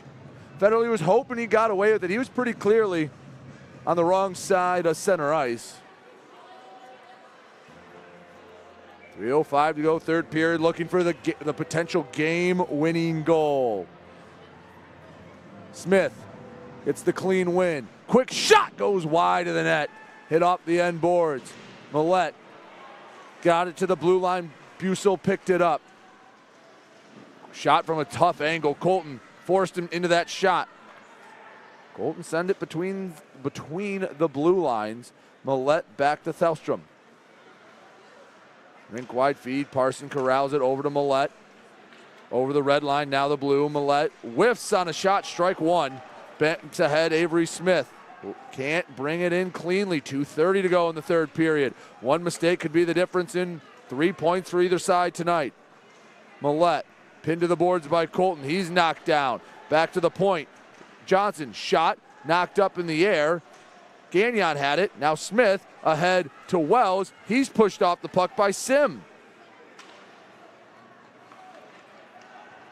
Into the offensive zone, left side shot, rebound, corralled by Nick Miguel Diaz.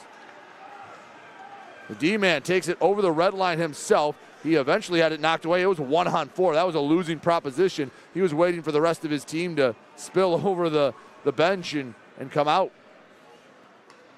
Errant pass, hit the stick of Tellstrom, no icing. Sneath chases after. Parsons turned it over, went right back to Parsons. Parsons needs to thank his D partner, Tellstrom. Shot behind the net. Rivers has it. Far side, Graham brings it in at the blue line. Prowlers on the attack between the circles. On the forehand, shot lifted up and into the far corner. 80 seconds left to go in the third period. Shot from the point, gloved by Gonzalez. 1:16 to go in the third. And it sure as heck looks like we're heading to overtime, although 76 seconds can feel like an eternity, especially when the draw is happening in your own end. For those that may be unaware, overtime, if we get there 3-on-3 for 5 minutes, if that doesn't decide it, we go to a shootout. Best of 3 rounds. Had one not too long ago here in the building when the Rockers beat Danbury. Far corner. Puck squirts out along the boards. Slides back near side. Matt Graham on the backhand. Shades the puck. lost it. Rockers going the other way. Rivers has it on the stick. Pass across, shot, and it's deflected wide. Matt Graham selling out. Leading from the front, the coach gets in front of it the other way. Shot off the high glass. Chartrand able to corral it. Back behind the net. Rockers pick it up. Rivers at center ice, 37 seconds. Eli, rink wide feed. Milum kept it in with the left skate. Shot swallowed by Cooper. Jamison Milum uncorked one from just inside the blue line, and Reed Cooper saw it all the way. 31 seconds left to go in this one.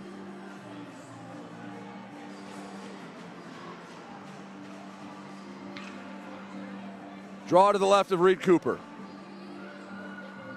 Clean win for Motor City. Shot off the high glass, never even close to the net. To neutral ice, Kuhn couldn't knock it down. Bussel, far side, Milum pressures across Millette. Right wing corner, 17 seconds. Rebound, oh my goodness. Gonzalez barely kept that out. He had the aid of his teammate. Oh my goodness, 3 points just flashed in front of the Rockers' eyes. 5 seconds left. Last ditch effort goes wide, and we're going to overtime. No 6 points for Motor City on the weekend. They get at least 4. So we'll go to a 5-minute overtime.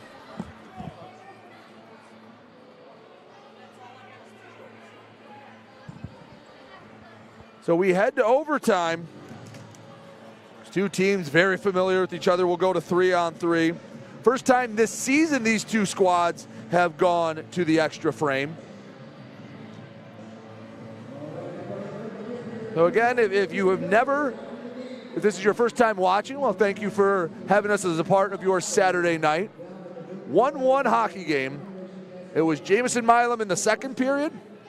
Assist to Avery Smith and Tristan Wells. It was Matt Graham for Port Huron in the third period. Dan Chartrand on the assist. Again, 3-on-3 overtime. We will go for 5 minutes.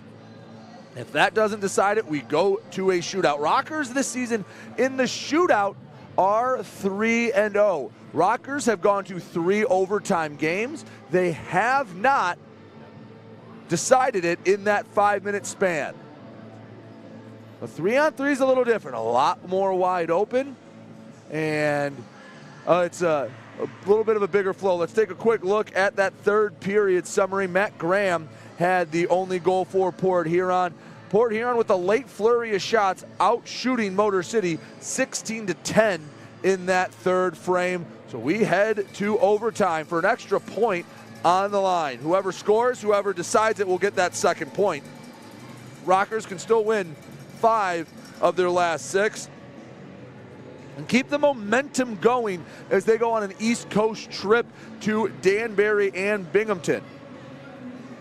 First time they'll see the Black Bears. Danbury they've fared well against, although, my goodness, Danbury fires off what feels like a million shots a game against Motor City. And it'll be a nice test against a Binghamton team who's far and away, points-wise, top in the Empire Division. Right now, they're tied with Dasher Hockey in the second period. One more look around the Fed. Again, Carolina shuts out Watertown 4-0. Danbury beats up on Venom Hockey Club 5-3. Columbus over Monroe 6-3. River Dragons have opened that one up. Baton Rouge 1, Blue Ridge 0. And again, as I mentioned, tied in Illinois, the Dashers and the Black Bears at 2. Johnson, Millette, Bussel out for Port Huron. Wynn, Sneath, and Colton out for Motor City. 5 minutes. Can we get a game winner?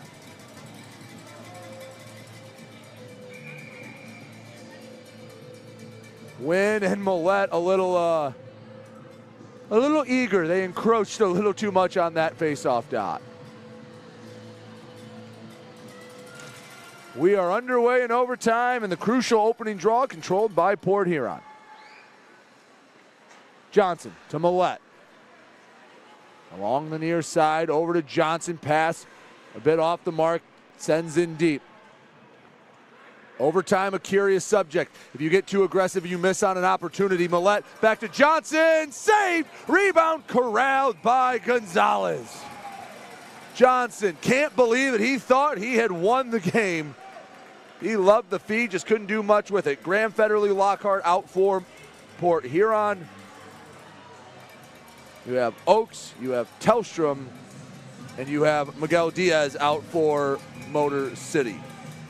But as I was saying, overtime, a curious beast. If you get too aggressive and get caught in deep, you can trigger a 2-on-1 the other way. That's why you'll see teams be hyper conservative and just continue to circle in the neutral zone.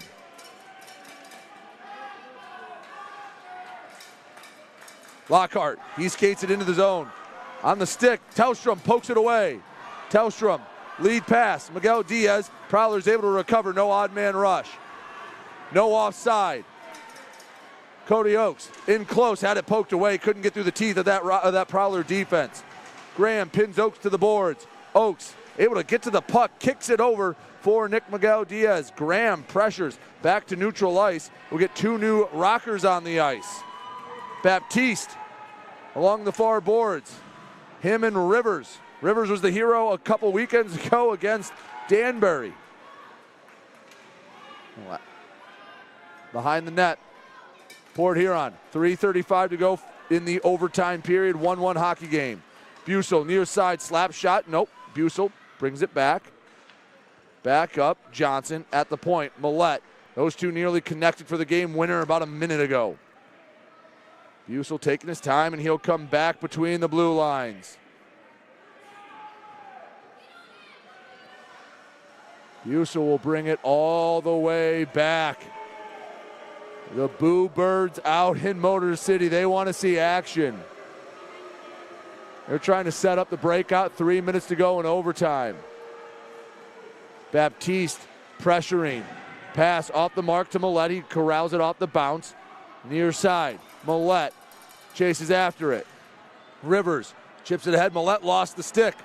Could be a big difference. 3 on 2.5 right now. They reach a stick out for Millette. No, they'll just make a change. Fraser comes out. Baptiste at the point. One-timer shot. I don't think it even got to Cooper. Back between the blue lines. 2.5 minutes to go in overtime. Baptiste out there with Colton. Rockers will make a change, and it's TJ Sneath that comes out. Flips ahead to Sneath. Parsons gets in front of him. Over all three lines, Fraser gives back Chartrand. And he didn't like the look of it. He goes back to his own blue line. 2:03 to go in overtime. Lockhart in his own end. Handles the puck, drops it off for Federley. The Prowler captain over the center ice logo with speed in the offensive zone. Federley lost it going to the backhand. Colton rubbed him off the puck. Turnover. Gonzalez pokes it back to a Rocker stick.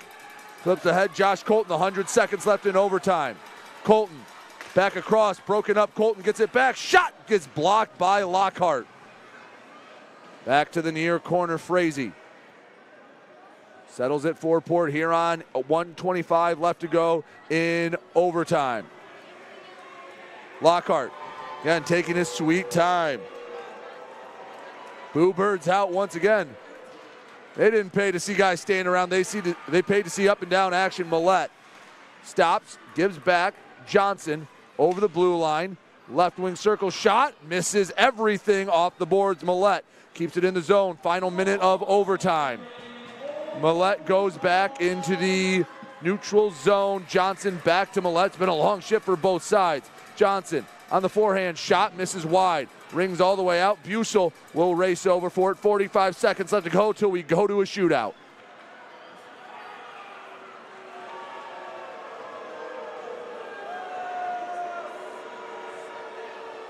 A lot of boos. They want Reggie Millette to stay out on the ice. Bussel gives left side Chartrand. In the corner with 25 seconds left to go in overtime. Chartrand out in front. Bussel controls it. Back to the point, slides Johnson. He takes it to the blue line. Pressure from Smith, 15 seconds in overtime. Pass, shot, don't know what it was. It hit off the skate of Cody Oakes. 10 seconds left to go in overtime. Federle keeps it in. 5 seconds till a shootout. Across, Lockhart goes down to a leg, makes a move, lost the handle on it, and we go to a shootout. Cody Oakes and Dan Chartrand, they have to be separated. Nick Miguel Diaz has some words for Lockhart, and we go to a shootout. Again, 3 shooters, 3 rounds. If it's tied after that, we go to the extra rounds.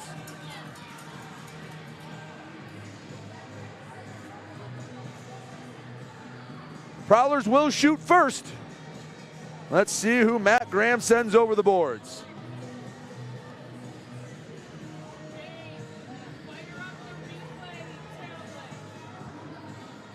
We will get the goalies going back to the net. Either way, neither Reed Cooper nor Rico Gonzalez deserve the loss tonight. Someone has to take one.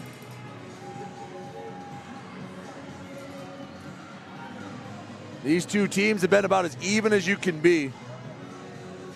Posts have been rung.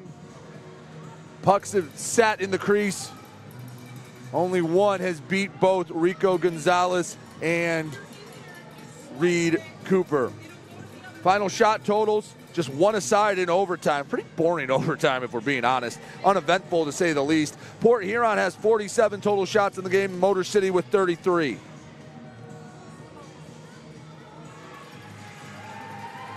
Rockers have just allowed 1 goal in 10 shootout attempts. Reggie Millette will get the first crack at it. And he will be told to hold off for a moment. I think they're making sure they have the replay tablets ready to go. So Reggie gets the first go at it. Over the blue line. Right wing circle on the backhand goes, scores. Perfect deke. And he got it by the left toe of Rico Gonzalez.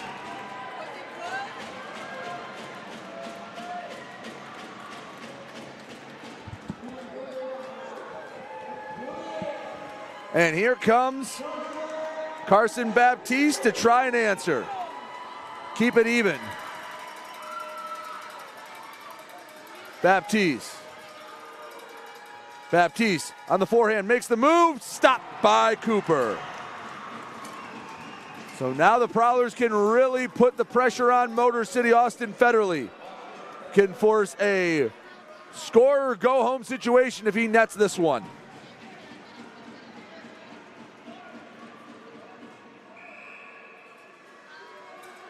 Federle, the captain.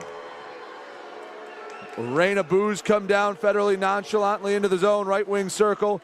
Has it on the forehand. Sticked aside by Gonzalez. Not the best effort from 19. Rico didn't need to work too hard. Here comes TJ Sneath. Keep it alive. I should say to tie it at 1. We will go to a third round regardless if TJ scores or not. Sneath. Through some cheers, takes it over the blue line. He's using speed, stops, stick handling, shoots, saved by Cooper. And now the Prowlers can win it right here. Alex Johnson will come over the boards. A chance to win it for Port Huron. Johnson. To the left wing circle. Johnson shoots, scores, Prowlers win.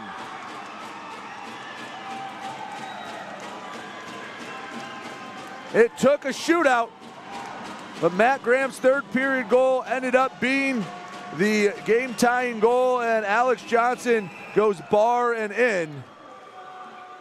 And I think Dan Chartrand may have gotten ejected, so he could be looking at some, we'll get that all figured out. But there is going to be a after the game penalty, I believe, to Dan Chartrand. But Prowlers get the win. Rockers get a point, but that's all they can muster as Port Huron comes down to Big Boy Arena, gets the win in a shootout over Motor City 2-1. We'll take a break, come back, wrap it up. When we return, you're watching Motor City Rockers hockey. Hi, Avery Smith with Motor City Rockers. My favorite thing about Crunch Fitness is their free weight section. Bench press, dumbbell bench, I'll do rows, about anything you can think of. I'm Chris Buys. We're currently on the IR. Crunch Fitness, it's got a lot of machines, weights, super beneficial for PT, for my injury right now. They got a nice turf over there too, which is super helpful.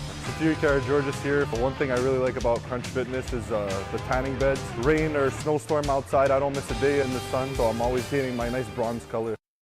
106.7 WLLZ. Detroit's Wheels is classic rock that rocks. Metallica, Guns N' Roses, Aerosmith, AC/DC, Pearl Jam, Ozzy. 106.7 WLLZ. Detroit's Wheels. Back here at Big Boy Arena, Motor City falls to Port Huron 2-1 in a shootout. It was Reggie Millette and Alex Johnson that each scored in the shootout. Here you see the final score. It was Matt Graham that scored the lone goal for Port Huron in regulation. Jamison Milum scored for Motor City. 46 shots on goal. That means you had 45 saves for, 45 saves because they don't include the shootout shots in that total. So 45 saves for Ricky Gonzalez. 32 shots on goal. Reed Cooper was fantastic for Port Huron as well. So the Rockers get a point, only get 4 on the weekend. Offense was tough to come by for both sides. Again, you can't really be too upset where in 6 periods plus overtime of hockey, you only give up 1 goal. You'd like to get 6 points out of that. Rico Gonzalez, an excellent weekend for number 30. The Motor City Rockers, they go on the road next weekend. It's 2 different stops for the Rockers. On the 20th, Friday night, they're in Danbury. The 21st, they're in Binghamton. We'll be back here at Big Boy Arena after the holiday on December 27th and 28th when Dasher Hockey from Danville comes to town.